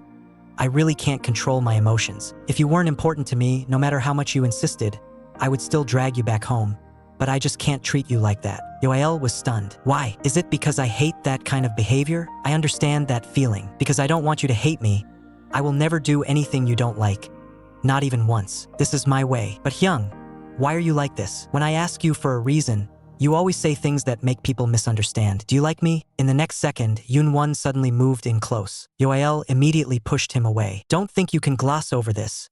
Make it clear." Under Yoel's pressing, Yoonwon licked the tip of his tongue that had been bitten and was bleeding during the struggle just now, and said in a low voice, "Yeah." Then he added, If I absolutely had to choose between liking and hating, of course I lean more toward liking. Yoel stared at him. It's not that simple. I'm not asking you to choose between like and dislike. Yoonwon shot back. Then if I say, I love you, would you believe me? How are you going to judge whether I really mean what I say or not? Why do you have to cling to that one sentence? When I can believe you 100%, I'll say what you want to hear. So for now, can you listen to me just this once? I don't want to fight with you anymore, and I don't want to lose you again. Hearing that, Yoel froze completely. After quite a while, he finally spoke. Hyung, let's just be friends. When we meet, we just say hi to each other. A normal relationship, so I won't feel exhausted from wanting to see you. As friends, we won't cross any lines. We should have done this a long time ago. I won't be confused anymore either. As he said this, Yoel put the cake back in its box. Even when Yoonwon called his name from behind, Yoel didn't answer a single word. Happy birthday. I didn't have time to prepare a present. Take this cake home and eat it. I'll walk you to the door. At that moment, Yoonwon suddenly yanked hard on the hem of Yoel's shirt. I'm not finished talking. Yoel only said that it was getting late. I'm a bit tired and want to sleep. After a while, Yoonwon slowly let go of his hand. Don't come out. Stay home and get a good night's sleep. See you at school tomorrow. With that, Yoonwon walked out carrying the cake. Then he went over to the building manager. Watching Yoonwon's back, the manager felt even more puzzled. Why rent 2 rooms? Walk into the next room. Yoonwon remembered the question Yoel had just asked. Do you like me? And was still burning inside. Nonsense. Jeong Jae finally met Yoonwon officially, but he kept stepping back and forth on Yoonwon's minefield. After that, they went to school. Yoel looked at Yoonwon over there, acting like nothing had happened, still chatting and laughing with others. But on Yoel's side, his thoughts were still a mess. During this period, they really had been getting along just like ordinary friends. Because summer vacation was coming, that day the teacher stood on the podium and reminded everyone, this summer vacation is very important. Don't waste it. Then the teacher told those applying for self-study to stay behind. While packing his bag, Yoel thought, I won't be able to see Yoonwon Hyung for a whole month. What a shame. Before leaving, I should at least go say goodbye to Yoonwon. He walked over, just in time to see a classmate invite Yoonwon to eat together. But Yoonwon politely refused. Yoonwon also noticed Yoel behind him. Before he had a chance to speak, Yoonwon stepped up to him first. Have a great summer vacation. As soon as the words fell, he turned around and left, leaving Yoel standing there in a daze. Yoel was about to head back too, but in fact Yoonwon had only slipped outside to hide. He was still clutching the phone Yoel had left behind in his hand. When Yoel walked out, Yoonwon quietly followed from behind. He stared at the message on Yoel's phone, a text from an unknown number asking to meet Yoel at the school gate. Yoonwon was even more puzzled. Does Yoel have friends I don't know about? Over at the school gate, Yoel walked out weighed down with worries. He just felt that he'd been in very poor health lately. Strange, what was going on? If he got sick, what would he do about the money? He was spacing out as he walked, when suddenly someone yanked his backpack hard from behind. Yoel whipped his head around in an instant. What are you doing? The next second, Gang Seo-jae let go with a grin. Oops, I used too much strength. Right then, someone else rushed over from the side and grabbed Gang Seo-jae's hand in a vice-like grip. Who are you? When Yoel saw it was Yoonwon coming over, he froze for a moment. Yoonwon first asked Yoel if he knew this person, then immediately turned his head and pressed him. What gives you the right to grab his hand? Yoel hurried to explain to Yoonwon. Hyung, he's my friend. I've known him since we were little. He heard I was on break and came to hang out. Let's go, Seo-jae. Gang Seo-jae was still a bit dazed, but he still slung an arm over Yoel's shoulder. Fine.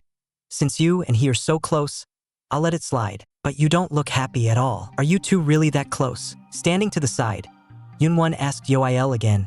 His name is Seo-jae, family name Gang? At this moment, that night flashed through his mind again.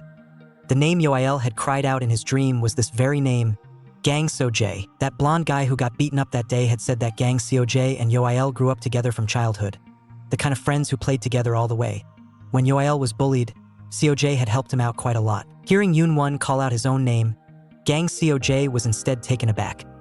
Clearly this was an all-boys high school, and he hadn't even covered his face, but he still hadn't expected to be recognized. He then gave a lazy, roguish grin and fixed his eyes on Yoonwon.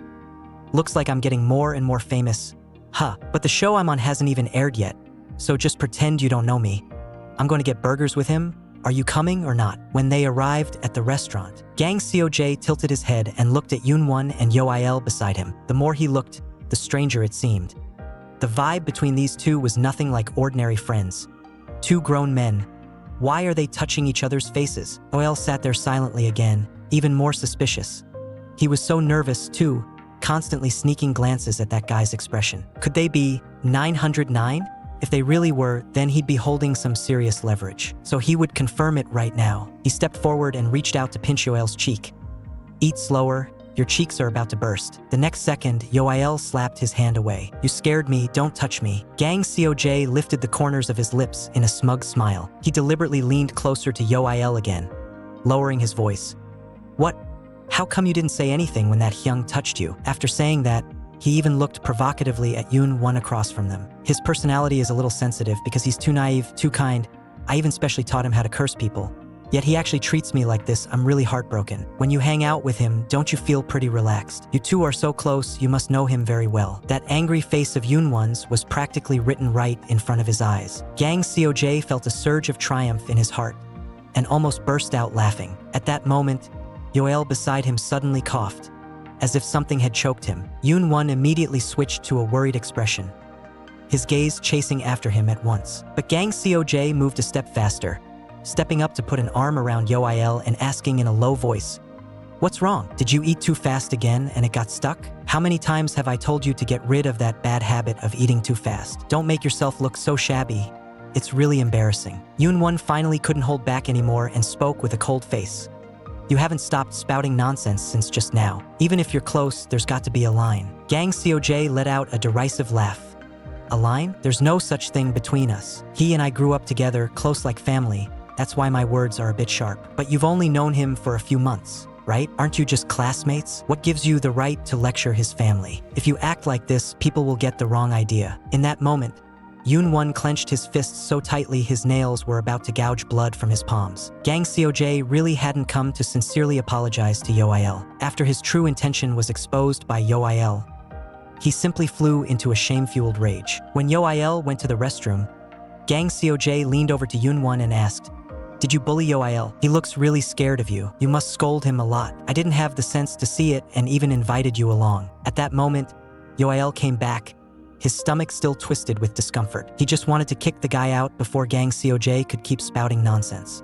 He walked to the seat, suppressing his discomfort, and said to Yoon-won, "I'm not feeling very well, so I'll head back first. Enjoy your vacation." As he left, he dragged Gang Soj off with him as well. Yoon-won remained seated, watching their backs as they walked away. A wave of sourness rose in his chest, an indescribable ache. Once they were outside, Gang Soj asked in a show of casualness, "Yoel, did you change your phone? Let me see, and save my number while you're at it." In that moment, Yoel no longer wanted to play along with him and replied coldly, "That's enough, cut it out." Gang Soj immediately put on an innocent act. "What did I do, and you're telling me to cut it out?" Lowering his voice again to probe, Gang Soj said, "You're not still hung up on that guy from before, are you? It's written all over your face. That's exactly why people keep picking on you. There's definitely something going on between you two. I don't have any prejudice. Just tell me the truth." Yoel cut him off directly. "It's not what you think, so stop talking nonsense." Gang Soj saw that Yoel refused to say a word and didn't chase after him, only throwing out one sentence. "Let's have a meal together next time. You know it too, don't you? It's not hard at all for me to find you." His tone dropped. "From now on, try to contact me online as much as possible.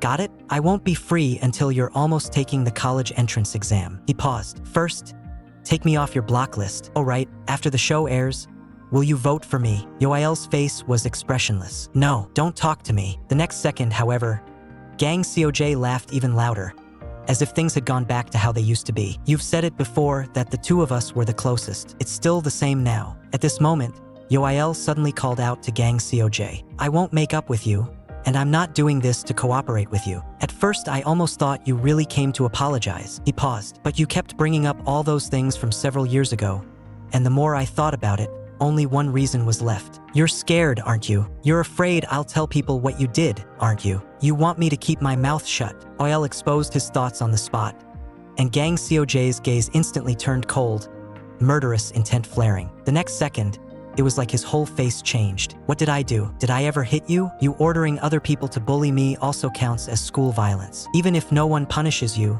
it's enough to shatter your public image. Gang Seo-jae was instantly set off by his words. What kind of fit was he throwing? Seriously. The next second, he suddenly closed in, raised his hand and viciously grabbed Yoael's face.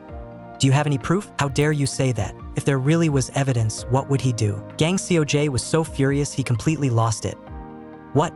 Do you still have bruises from back then on your body? The way you talk is really infuriating. Yoael forcefully shook off his hand. Believe it or not, that's up to you. And don't blame me in the future, you'll have brought it all on yourself.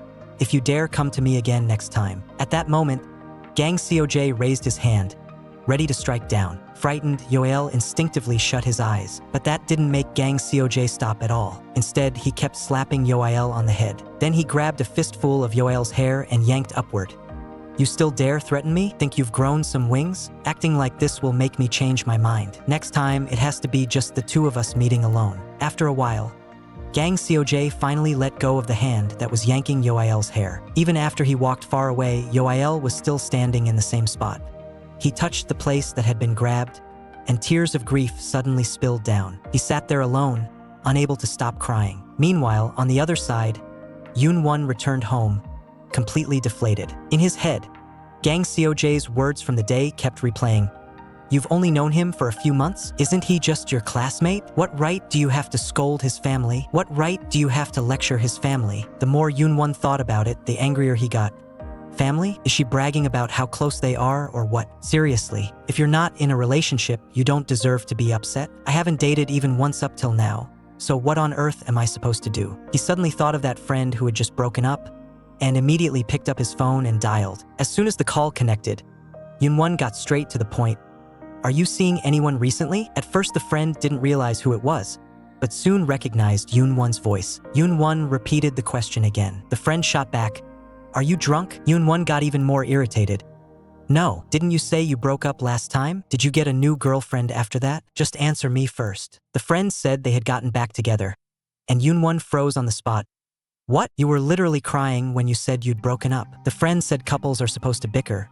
We've broken up and made up 3 times and still ended up back together. We even went to ask a spiritual master this week, and the master said even if we broke up 100 times, we're destined to reconcile. That's fate. So I decided to stop being so tense, and after that our relationship just kept getting better. But why are you asking all this? If you're really drunk, just go to sleep like a good boy. Before he could finish, Yoon-won hung up the phone on the spot. Fate, give me a break. This guy actually believes in that kind of scammy nonsense.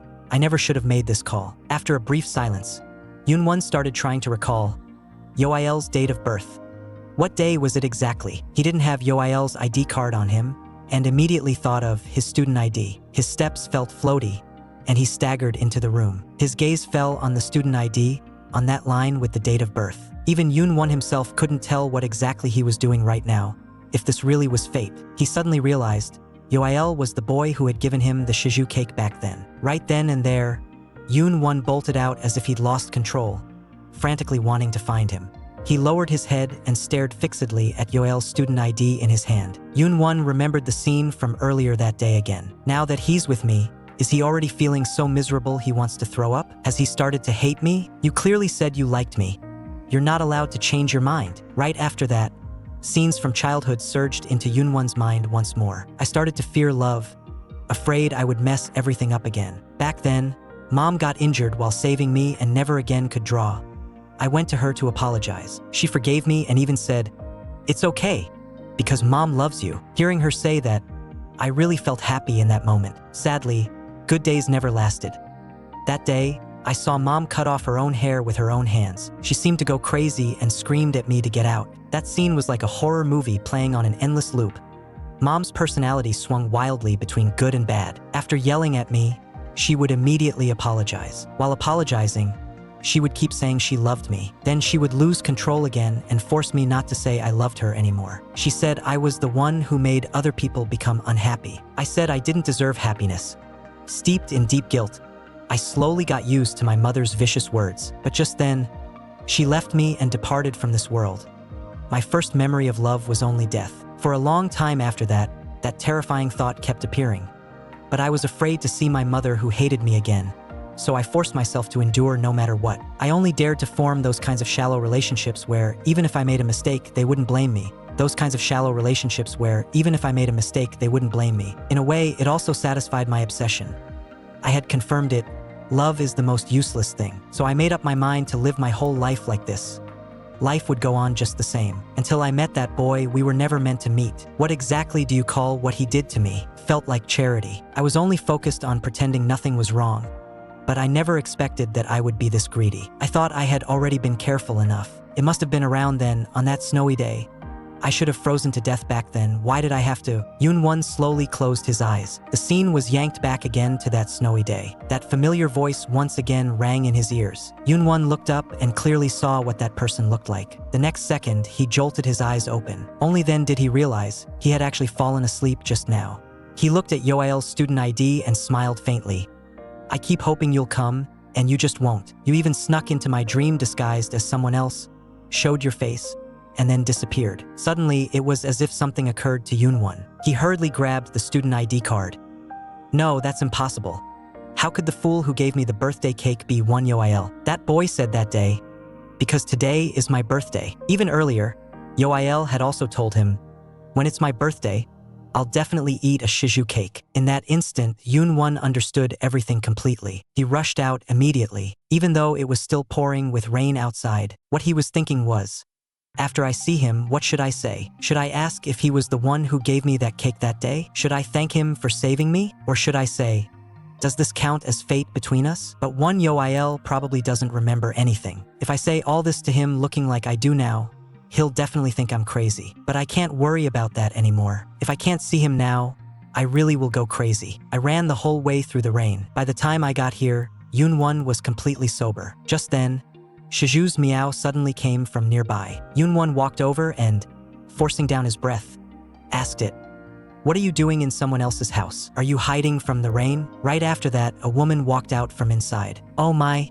you scared me. We just closed up. Yoon-won said he had seen Shiju and had just randomly crawled into someone else's cat house. After hearing that, the woman's face was full of question marks. What, are you talking about our little one? It's the kitten I keep here at the shop. She called Little Dot over while saying with a smile, this must be your first time seeing it, right? The cats in our cafe are very famous in the neighborhood. In order to scrounge some food, it often wanders around everywhere. Yoon-won's expression froze on the spot, as if he couldn't believe it. It's yours? Since when have you been keeping it? The woman said she'd been raising it since it was very small. I thought it looked like its mother had abandoned it, so I decided to take it in. It was so tiny back then, so I named it Little Dot. As she spoke, she held out her phone's lock screen for Yoon-won to see. This is Little Dot, when it was little. Cute, right? Yoon-won was stunned on the spot. His lips trembled as he muttered in a low voice, why, it was clearly mine. Why are you people like this? Seeing him like that, the woman's heart tightened, and she felt that he was a bit mentally unstable. I was the one who bought it so many tasty things. I was the one who always spoiled it. I was the one who even gave it a name. It only acknowledged me. The sound of the rain was too loud, and the woman couldn't hear clearly what he was saying. She turned around and shooed Little Dot back to sleep. Yoon-won just stood there, motionless. The light in his eyes gradually went out.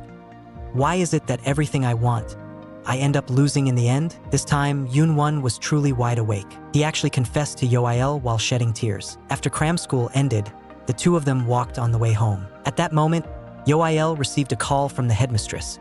The truth was, today was the headmistress's birthday. Yoael apologized immediately, saying she hadn't even had time to wish her a happy birthday in person. The director smiled and said it was okay. But she suddenly asked, last time your friend came to see me, did you get my birthday wrong? He said not to tell you, but that day his expression was really off, and in the end he hurriedly left. The director asked again, has that friend been doing well lately? He even thanked me for raising you, brought gifts, was especially polite. The good friend you mentioned before, that was him, right? Oil pressed the director. Did that person have a scar on his face? The director said she didn't see one, but he had a bandage on, and she reminded him that next time he must come together.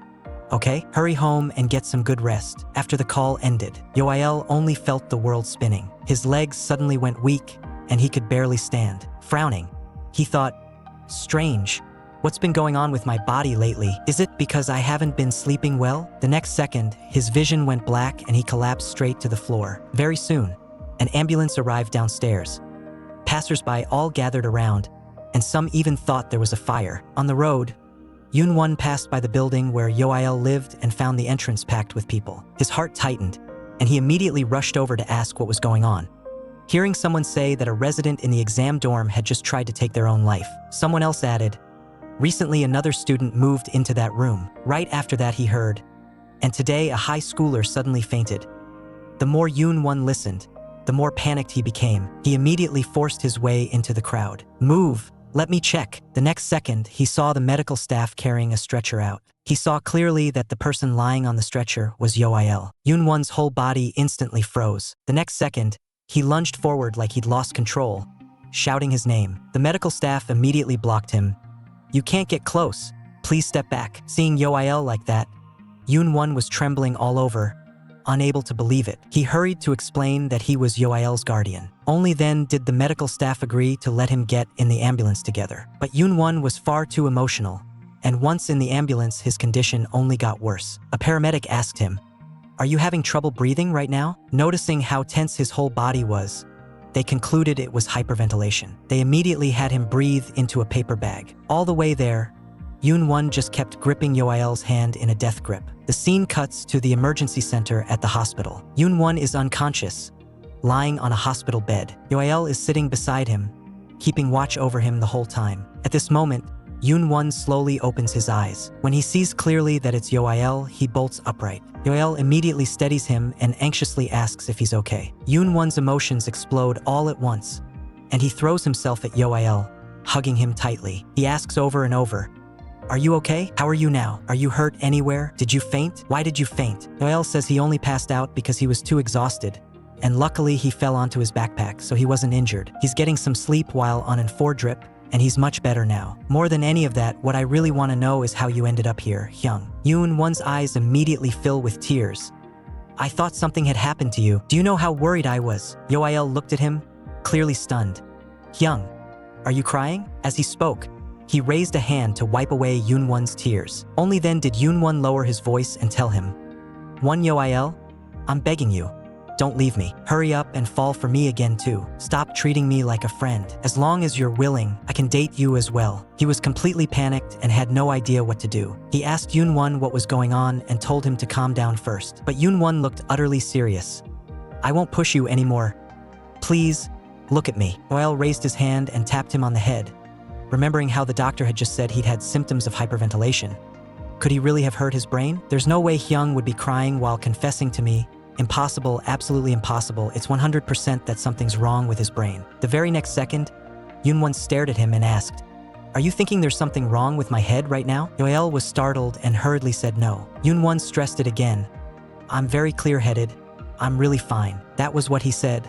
But Yoael still felt that something was off about Yoon-won's state. So he first brought Yoon-won back to the place where he lived himself, though he had no idea if that was the right thing to do. But now Yoon-won just kept clinging to him and wouldn't let go. After a while, Yoael asked Yoon-won, "How about you go wash up? Why were you out in the rain? You'll catch a cold." Yoon-won said he hadn't brought any other clothes, so he'd just stay like this for a bit.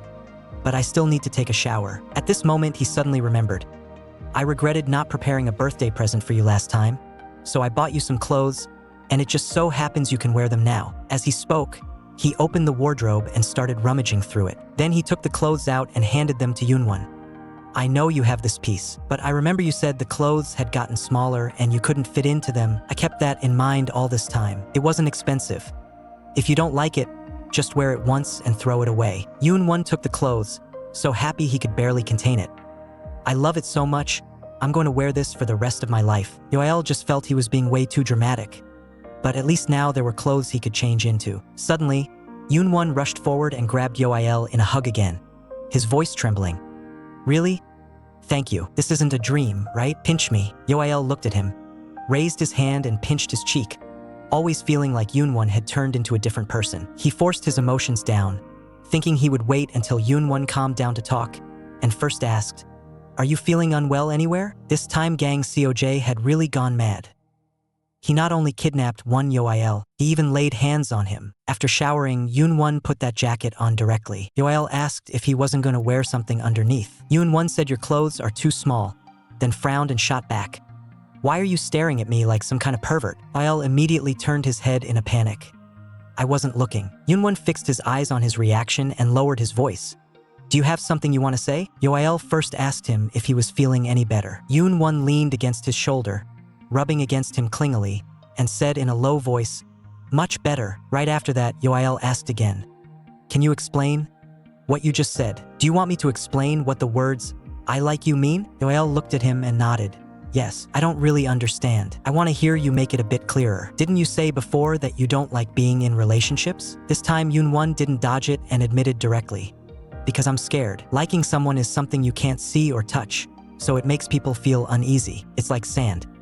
Even if you grip it tightly in your hand, it still slips out bit by bit through your fingers. Even if you spend a long time building a castle out of sand, a single wave could come and leave nothing behind. I'm afraid that in the end it'll turn out like that, so I pretended I couldn't see your feelings. Because I'm afraid of losing you, and even more afraid that you'll abandon me. But this kind of relationship that can't be put into words and isn't certain hurts me even more. Rather than living like a walking corpse after we break up, it'd be better to just build a wall that will never collapse. That way, no matter how much people outside try to stop us, no matter how they interfere, our relationship won't be shaken." So what I mean is, halfway through his sentence, Yoon-won suddenly started coughing, and Yoel immediately leaned in close and quietly asked if he was okay. After Yoon-won caught his breath, he added another line.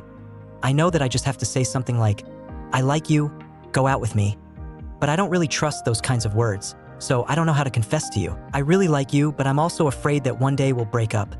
Afraid that if I do something wrong, you'll leave me." "Wait, so you're serious right now? You really want to date me?" "To be honest, this is so sudden. So sudden that I'm starting to wonder if you hit your head or something." "Why?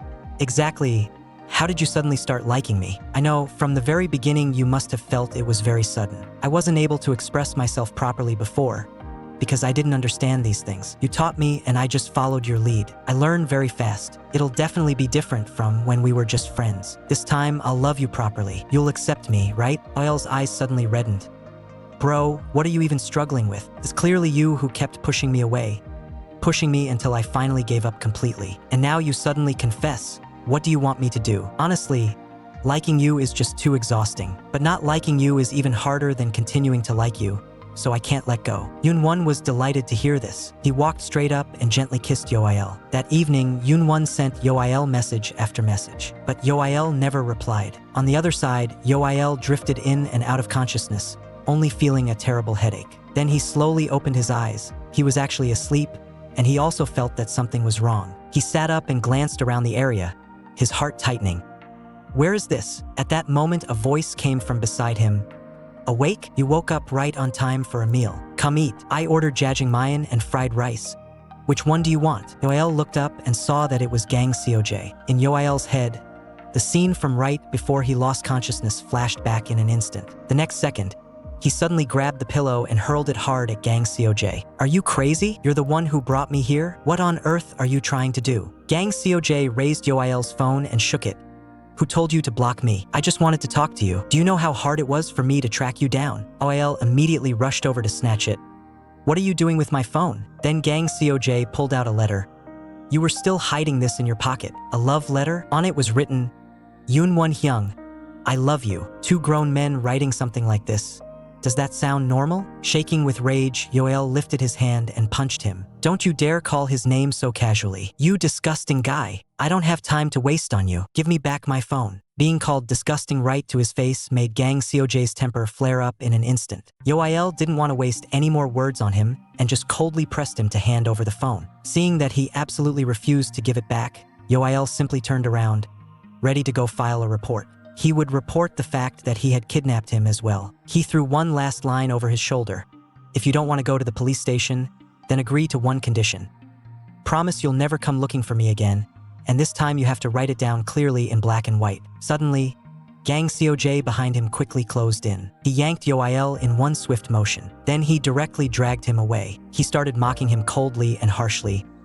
"Are you resisting so much because you can't make money from just having a meal with a friend? Is it really that hard? I've already been very polite trying to resolve this properly. But you spend all day playing games with other people. You've probably forgotten who you are, haven't you?" As he spoke, Gang Seoj grabbed the nearby food, brutally stuffed it into Yoel's mouth, and forced him to swallow. The next second, Yoel threw up on the spot. The half-chewed rice sprayed right onto Gang Seoj's face. Gang Seoj still didn't stop. He raised his hand and slapped Yoel hard across the face. "You think I don't dare hit you?" He then slammed his fist onto the table next to them with a bang, and the sense of intimidation instantly maxed out. "While I'm still willing to talk this out, you'd better listen carefully. Stop treating other people like they're not even human." After saying that, he walked over, pulled out some tissues, and wiped his face, one stroke at a time. Yoel told him coolly, "This already counts as a crime." He even ordered Yoel to hand over his phone and made him call on the spot. In the next second, however, Yoel suddenly started sneezing repeatedly. Clutching his throat, Yoel said in a low voice that something's wrong with my voice. But Gang Seoj frowned and told him to stop pretending. Yet Yoel clawed at his skin like he was out of control, completely panicking. What's happening? Because there had been shrimp in that meal just now. This didn't look like acting at all. So Gang Seoj stared at him and asked, "You're allergic to shrimp? Why didn't you say so earlier? You can't even smell it?" Yoel couldn't hold on anymore and bent over, vomiting nonstop. Only one thought remained in his mind: I have to leave immediately. As for why Gang Seoj had come looking for him again, he couldn't figure it out either. But today was definitely different, because Gang Seoj had even laid hands on him for the first time. He had no chance of winning in a head-on clash, so he could only rush out first and look for help. Pressing down his breathing, Yoel quickly scanned his surroundings. He planned to grab his bag first, but in the next second, Gang Seoj kicked at him, and Yoel was sent half-knelt to the ground by the blow. Gang Seoj's tone was completely merciless. "What on earth is wrong with you? How can you be so clueless?" With that, he grabbed a fistful of Yoel's hair. Then he gave a vicious yank and flung him away. Yoel's eyes grew hot and his voice trembled. "Why on earth are you treating me like this? It's not like I did anything wrong." Gang Seoj only felt more irritated, and even he couldn't explain why. Why was it that Yoel just pissed him off so much? And on top of that, Yoel even threw harsh words at him. Gang Seoj instead laughed. "That's more like you. Let's not bring that up again. It's been so many years." Just then, the phone in Yoel's pocket rang again. This time, Gang Seoj picked it up directly and hit the answer button. On the other end, Yoon-won heard Yoel's voice. He immediately asked, "Where are you?" But very quickly, there was only silence left on the line. The next second, Gang Seoj's voice came through. "You remember me, right? One Yoel won't be able to make it today. He's at the motel right now with me, so that Yoel wouldn't pack his things and run away from me like last time." This time, Yoon-won simply threw away his phone and his shoes. The two of them played video games straight through until 6 in the morning the next day. Yoel said he still had to go to cram school today, and Yoon-won immediately pretended to feel really sick. The moment Yoel saw him, he panicked. Was it because of that fall just now? Was he dizzy? Should they call 119? Yoon-won said there was no need. It was probably just a cold. Yoel reached out and touched his face.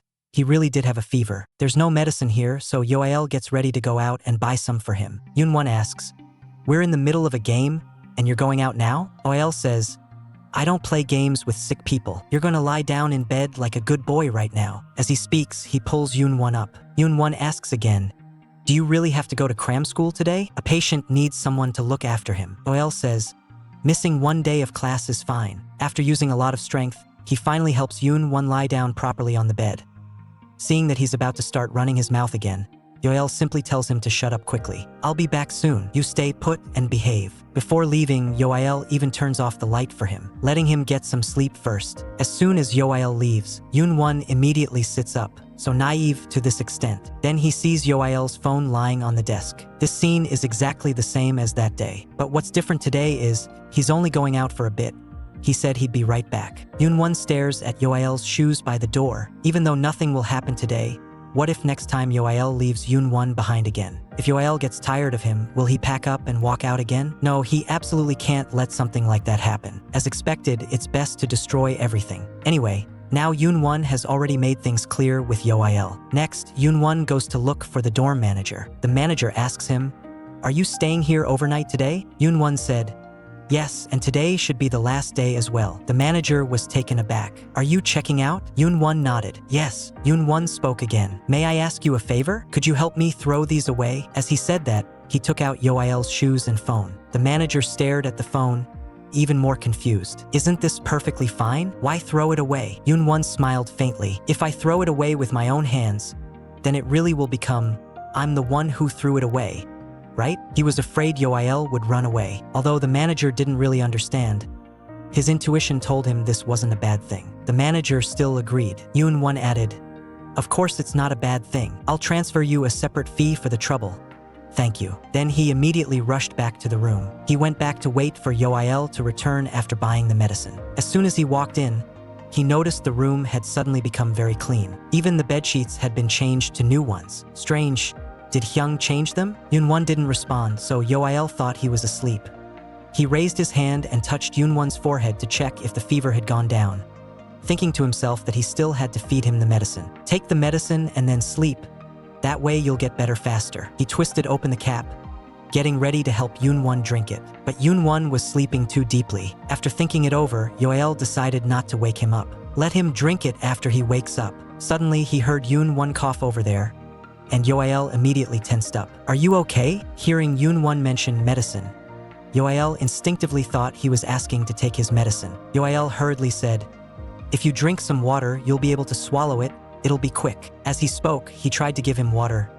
I'll pour you just a little. In the next second, however, Yoonwon spat the water straight back out. Yoael froze, not knowing what to do, and could only say anxiously, you have to swallow it. Lowering his voice, Yoael coaxed him. I know it's hard to swallow while lying down. I'll gently cover your mouth and feed you the medicine right away. But as soon as the medicine went into his mouth, Yoonwon spat it out again. Right after that, Yoonwon grabbed Yoael and yanked him over with a sudden pull. Very close to him, Yoonwon said quietly, if you feed me with a kiss, then I can swallow it.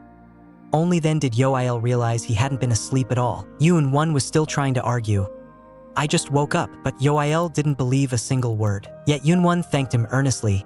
Thank you. This is the first time someone has taken care of me when I'm sick. Only now do I really feel that you've come back to my side. But then Yoonwon added, but Yoael, this way you'll catch my cold. What if you get sick because of me? Even so that I can keep sticking to Yoael all the time after we go to college. Yoonwon decided, I'm going to study fine arts too. Seeing Yoael rummaging around the whole time, Yoonwon asked, did you lose something? Yoael said, my shoes and my phone. I left them next to your shoes. Didn't you see them? Yoonwon looked calm. It was probably taken away by the cleaning company. Sorry, I told them to clear out everything in the room. Then I fell asleep and didn't notice. Yoael's heart sank. It should still be with them. Help me give them a call, will you? But that just makes it stranger. Why were his shoes left behind? At that moment, Yoonwon grabbed his hand. Yoael, none of that is the main issue right now. Don't you want to hurry back to our home? The phone and shoes you left behind are still there exactly as they were. Don't waste time on meaningless things. After that, the two of them went back together. As soon as he stepped through the door, Yoael broke into a happy smile, like he had really come home. Yoonwon raised his hand and ruffled his hair. This was your home to begin with. Yoael sat down, looking completely content. The sofa is just the same as before. Yoonwon asked how he felt. Nothing's changed, right? Yoael walked up and pulled him into his arms. Yeah, it's still this neat and orderly, really just like you, Hyung. Yoonwon buried his head against his chest. Yeah, if the house were a total mess, something serious might have happened, and then you'd probably start disliking me. Listening to him, Yoael kept feeling there was something more behind his words, so he asked, why do you always say things like that? You asked me before, too. If you got hurt because of me, would you still like me? Yoael looked at him. Do you still not believe me? Yoonwon said, I do, but you still haven't seen all of me. Maybe some parts will disappoint you. Yoael reached out and turned his face toward him. That will absolutely never happen. No matter what you do, I like it. I'm already completely carried away by love. Yoonwon pressed him. Really? Can I trust you? Yoael answered, of course. Yoonwon finally smiled. Even if I weren't carried away, I would still like you. As he spoke, he stepped forward and gave Yoael a quick kiss. I'll ask you every day. You have to keep saying that you like me. Yoael promised him. I will. I'll tell you every day. So stop feeling uneasy. Suddenly, Yoael caught sight of the time beside them. He suddenly remembered. He still hadn't asked his cram school teacher for leave. He asked Yoonwon where his own phone was. All of today's classes are over. What should I do? But Yoonwon wasn't nervous at all, saying it wouldn't matter if he missed one class. Even so, he still handed the phone to Yoael. Yoael immediately dialed the cram school teacher's number. Yoael felt a bit guilty. I lied and said I was sick. Yoonwon immediately steadied his emotions.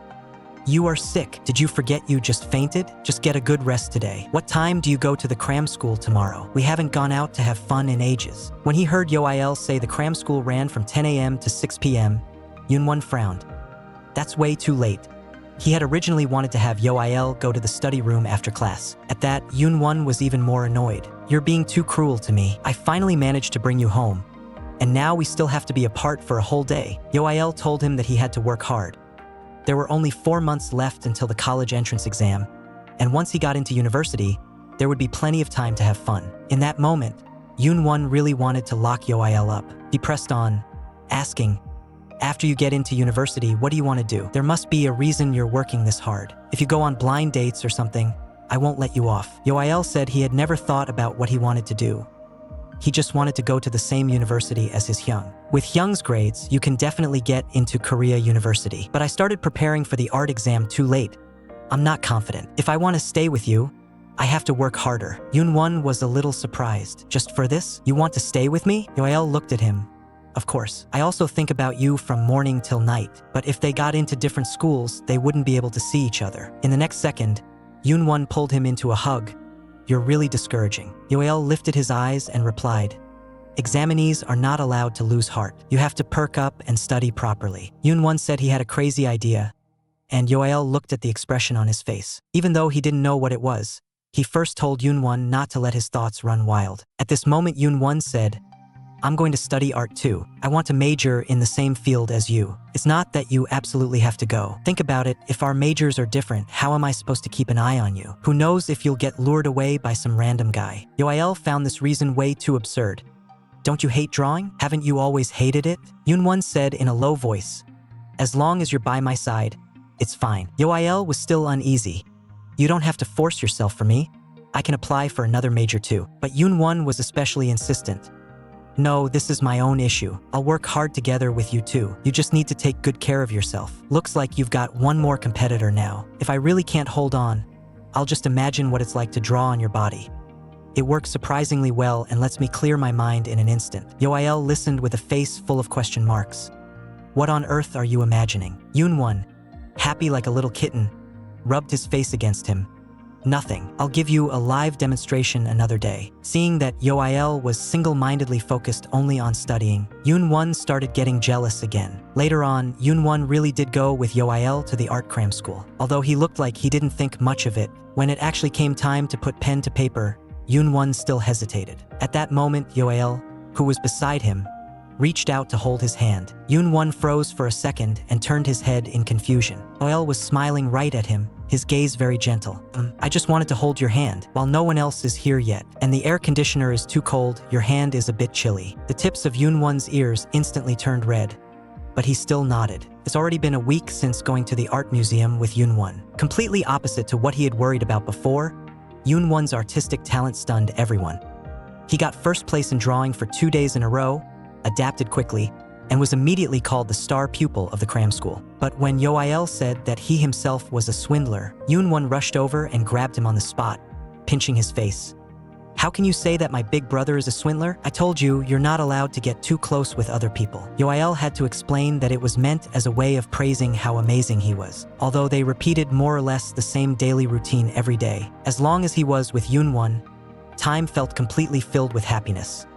Only sometimes, it would suddenly make his heart race out of control. That day, when Yoael returned to his seat, he immediately saw a sticky note that Yoon-won had put on his desk. Judging from the look of it, he hadn't done his exercises properly again. Yoael's heart sank. Today he had to make sure Yoon-won focused on studying. But just as he went to the bathroom, Yoon-won stole a quick kiss from him. Yoael immediately pushed him away. "You can't keep doing this. The study room is a place for studying. And it's not just the two of us here. Come out." A few days later, Yoael was at home cooking bean sprout soup. At that moment, Yoon-won woke up, saw the pot, and asked, "Why are you cooking this?" "I was going to make toast for you." Yoael said it was to help him sober up. Yoon-won paused, then asked in a low voice, "So you knew all along?" Yoael exposed it directly.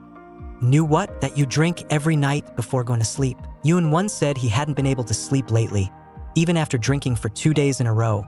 "Have I been keeping you up?" Yoael said no. That only confused Yoon-won more. Then what on earth was he mad about? Looking at him, Yoael lowered his voice. "I'm not angry, I'm worried about you." The next second, Yoon-won simply scooped him up in his arms.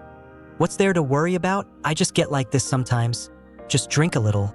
That's all." In a soft voice, Yoael asked, Is it that the pressure from painting is too much? But Yoon-won told him not to think about those pointless things. That counts as pointless? Yoel's chest tightened. I'm worried about you. Hyung, is that wrong? Or is it that you don't trust me at all, so you don't want to say anything? Yoon-won stared at him intently. One Yoel, the only person who can make me cry or laugh is you. I laugh because of you, I cry because of you, and lately I've been losing sleep because of you too. After agonizing over it, Yoon-won finally spoke the truth. Recently, you won't even let me kiss you. Are you already tired of me this quickly? Because this is a critical period right now. You know how much summer vacation affects the college entrance exam. Hearing him bring that up again, Yoon-won's gaze went cold in an instant. You say with your mouth that I come first, but in your heart, university matters more, doesn't it? If a single kiss is enough to ruin your whole life, then what are you dating me for? As soon as Yoel saw that he was really getting angry, he immediately explained that this wasn't what he meant. Yoon-won, however, turned around and walked straight out. Forget it, as long as I drink and sleep every day, that's enough. Just focus on what you need to do, don't worry about me. Seeing him sitting there alone, holding his anger in, Yoel immediately ran after him. Why would you get mad? Hyung, you only said with your mouth that you believe me anyway, whatever. It's all just a misunderstanding. How could I ever get tired of you? Hyung, it's not like gaming is the only way I can show my feelings. Of course, I also want to kiss you all day long, but I can't let myself lose the chance just because I don't study hard. I only really started preparing for the entrance exam because you were helping me. I don't want to repay you by failing the exam. I will definitely get in, so please endure it a bit longer. Yoon-won slowly cooled down as well. He turned his head and apologized to Yoel, saying, I see you smiling every day. I never thought you'd be thinking like this. I was too selfish. Yoel didn't blame him, he only said, let's end this topic here. Let's go eat. Yoon-won pressed his forehead tightly against his. Wait, let's just stay like this a little longer. I won't touch you, just relax. At that moment, the TV happened to be showing a couple. They used that lock to express their love. Yoel immediately got an idea. Hyung, after the college entrance exam is over, I'm going to officially confess to you. Even though we started in the emergency room, I think confessing in a place like that would be even cooler. Yoon-won felt this wasn't important. Real life wasn't a TV drama. But Yoel said, of course it's important. I want to have everything ready before I confess to you. Yoon-won looked at him. Isn't this the kind of thing you're supposed to keep secret? Seeing how seriously Yoel talked about that lock, Yoon-won didn't really understand, but still felt he was unbearably cute. As long as we hang that kind of lock, we'll never be separated. That way you won't have to feel uneasy anymore. Hyung. The next second, Yoon-won stood up right away. Okay, then let's do it now, immediately. Yoel yanked him back. Not today. Let's meet there on the day the college entrance exam ends. Rather than getting into college, if I treat confessing to Yoon-won Hyung as a small goal, I feel like I'll do better on the test. I'll take care of the rings too. Yoon-won's heart skipped a beat. Is he really planning to propose to me? I'm about to be paralyzed by how cute he is, but it's actually pretty nice that this guy wants a bit of ceremony once in a while. I'll also dress up really handsome like that actor. You can look forward to it a little. Yoon-won walked over and gave him a kiss. No matter what you wear, you look better than that guy. Yoel secretly made up his mind. The confession has to be really cool. With this promise, he could also feel a little less anxious. And then, in the very next second, the guy on TV got dumped. Yoel immediately covered Yoon-won's eyes. What kind of trashy melodrama is this? Change the channel. With that, he hurriedly pressed the remote. The scene shifts and Gang Seo-jae appears on the TV. When I was a child, I was ostracized, and my very existence became their reason to bully me. Is this a double date for 4 people? This is way too romantic, way too blissful. Yoon-won stares at Gang Seo-jae appearing on the TV. Yoel is completely stunned. Yoon-won looks utterly disgusted. This kid is fishy. Isn't he your friend? So he's actually a trainee. Yoel seems a bit absent-minded. Ah yeah. Yoon-won leans on his shoulder, his tone light yet sharp. Hurry up and debut. Then you won't have time to come hang out with you anymore. On the TV, the person next to him brings it up again. As Yoon-won listens, it sounds extremely familiar. He suddenly remembers it's the company his older brother asked him to go to last time. Was Gang Seo-jae a trainee there before? The more he watches, the more annoyed Yoon-won feels. So Yoon-won drags Yoel and goes straight to his older brother Yoon Hyok's place. As soon as the door opens, Yoon Hyok sees them and smiles as he greets them. Welcome. Seeing Yoon-jae about to pull Yoel away, Yoon-won immediately steps forward and throws an arm around Yoel, his voice holding back anger. He's not here to keep you company. Where are you trying to take him? Amused by the way they're acting, Yoon Hyuk turns to Yoon-won and says, Yoon-jae wants to talk with Yoil alone for a bit. As it happens, I want to have a chat with you too. Do you want a drink? After he said that, the two of them went upstairs together. At that moment, Yoon-won looked at Yoon Hyuk and asked, Hyung, you mentioned an entertainment company to me before, right? What kind of company is it exactly? Yoon Hyuk looked at him and asked back, You mean that one? Originally, it was a management agency run by their mom. They mainly signed painters. When mom saw that you had artistic talent, she wanted to build the company up properly and hand it over to you in the future. Yoon-won cut him off directly. No need to say all that. Anyway, it's just a showbiz company now, isn't it? Yoon Hyuk said yes. After mom passed away, dad transformed the company, then asked him, Why bring this up all of a sudden? Are you interested in working now? Yoon-won shook his head and said no. He had just seen someone on TV who used to be a trainee at that company and thought maybe his brother might know him. Yoon-won said that person's name was Gang Seo-jae, but Yoon Hyuk frowned. The name didn't really ring a bell. To be honest, I only kept the company going because I wanted to leave it to you. Yoon-won looked completely baffled. What? I already said I don't need the company, so why are you doing something so pointless? Yoon Hyuk gave a bitter smile and looked at him. Why else? Because I feel guilty toward you, leaving you alone in that house. I still regret it to this day. I'm sorry, you always act so mature, but you're actually still very young. As he said this, it was obvious that something was off with him. Yoon-won snatched his glass away. You're drunk, but Yoon Hyuk showed a relieved smile. But you've seemed much more cheerful lately, so I'm relieved. You're thinking about going back to school on your own, and even bringing a friend home, so it seems you really like him. You should treat him a little better. Because you're the older brother, don't throw tantrums, and don't start hitting people whenever you get angry. Yoon-won listened with a speechless look. Am I still a kid? I already treat him well enough. Stop acting crazy when you're drunk. Stop acting crazy when you're drunk. If you've got something to say it quickly. At this moment downstairs, Yoon-jae said to Yoil, You're fired. Yoil froze on the spot. What? You said you had something to say. You said you had something to say. And it turns out you're just firing me? Was I doing that badly? If that's the reason, I can understand. You really weren't doing all that great, but how could that be the reason? I'm not that heartless yet. I've decided to stop running the online shop. I want to go abroad for a while. Yoil looked completely confused. To immigrate? Yoon-jae said he was only going for a while. Yoon Hyuk said probably 1 to 2 years. Only then did Yoil learn that he was going to France. There's a new drug there, and he can also learn baking while he's at it. Yoil was so happy for him that he couldn't help himself and suddenly rushed up to hug him. Congratulations, Yoon-jae. Will you be completely cured this time? Yoon-jae struggled desperately, telling him to let go of him. Just then, a figure walked over. Yoon-won stepped forward and yanked Yoil away. You're standing way too close. Go home. Yoil looked baffled. We're leaving already? I haven't even talked to Yoon-jae yet. After parting hastily from Yoon-jae that night, Yoil went back and spent the whole night messaging him. When he heard that Yoon-jae had asked him to go to the amusement park together the next day, and that Yoon Hyuk had even said he would bring Yoon-won along, Yoil immediately ran off to tell Yoon-won. But what they ended up agreeing to was a meetup he never expected at all, right there at the amusement park the very next day. Yoil was especially happy, saying it was his first time coming to a place like this. As a child, his biggest wish had been to go around an amusement park with friends. But what Yoon-won was thinking was, it'd be perfect if those two weren't here.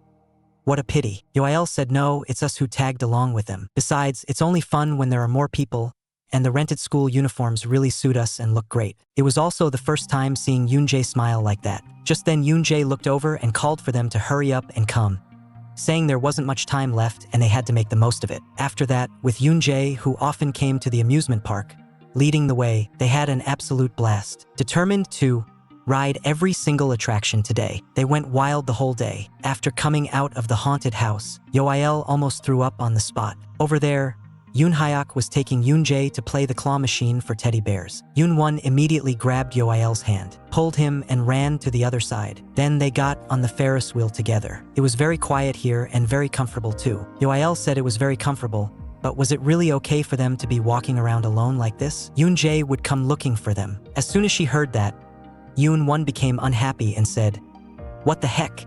You've been looking for Yoon-jae all day today. I'm really upset. Yoil said that was because Yoon-jae was about to leave, and he wanted to spend a bit more time with him. Then he asked Yoon-won in return, Are you upset? After he finished speaking, he took a step forward and gently kissed Yoon-won.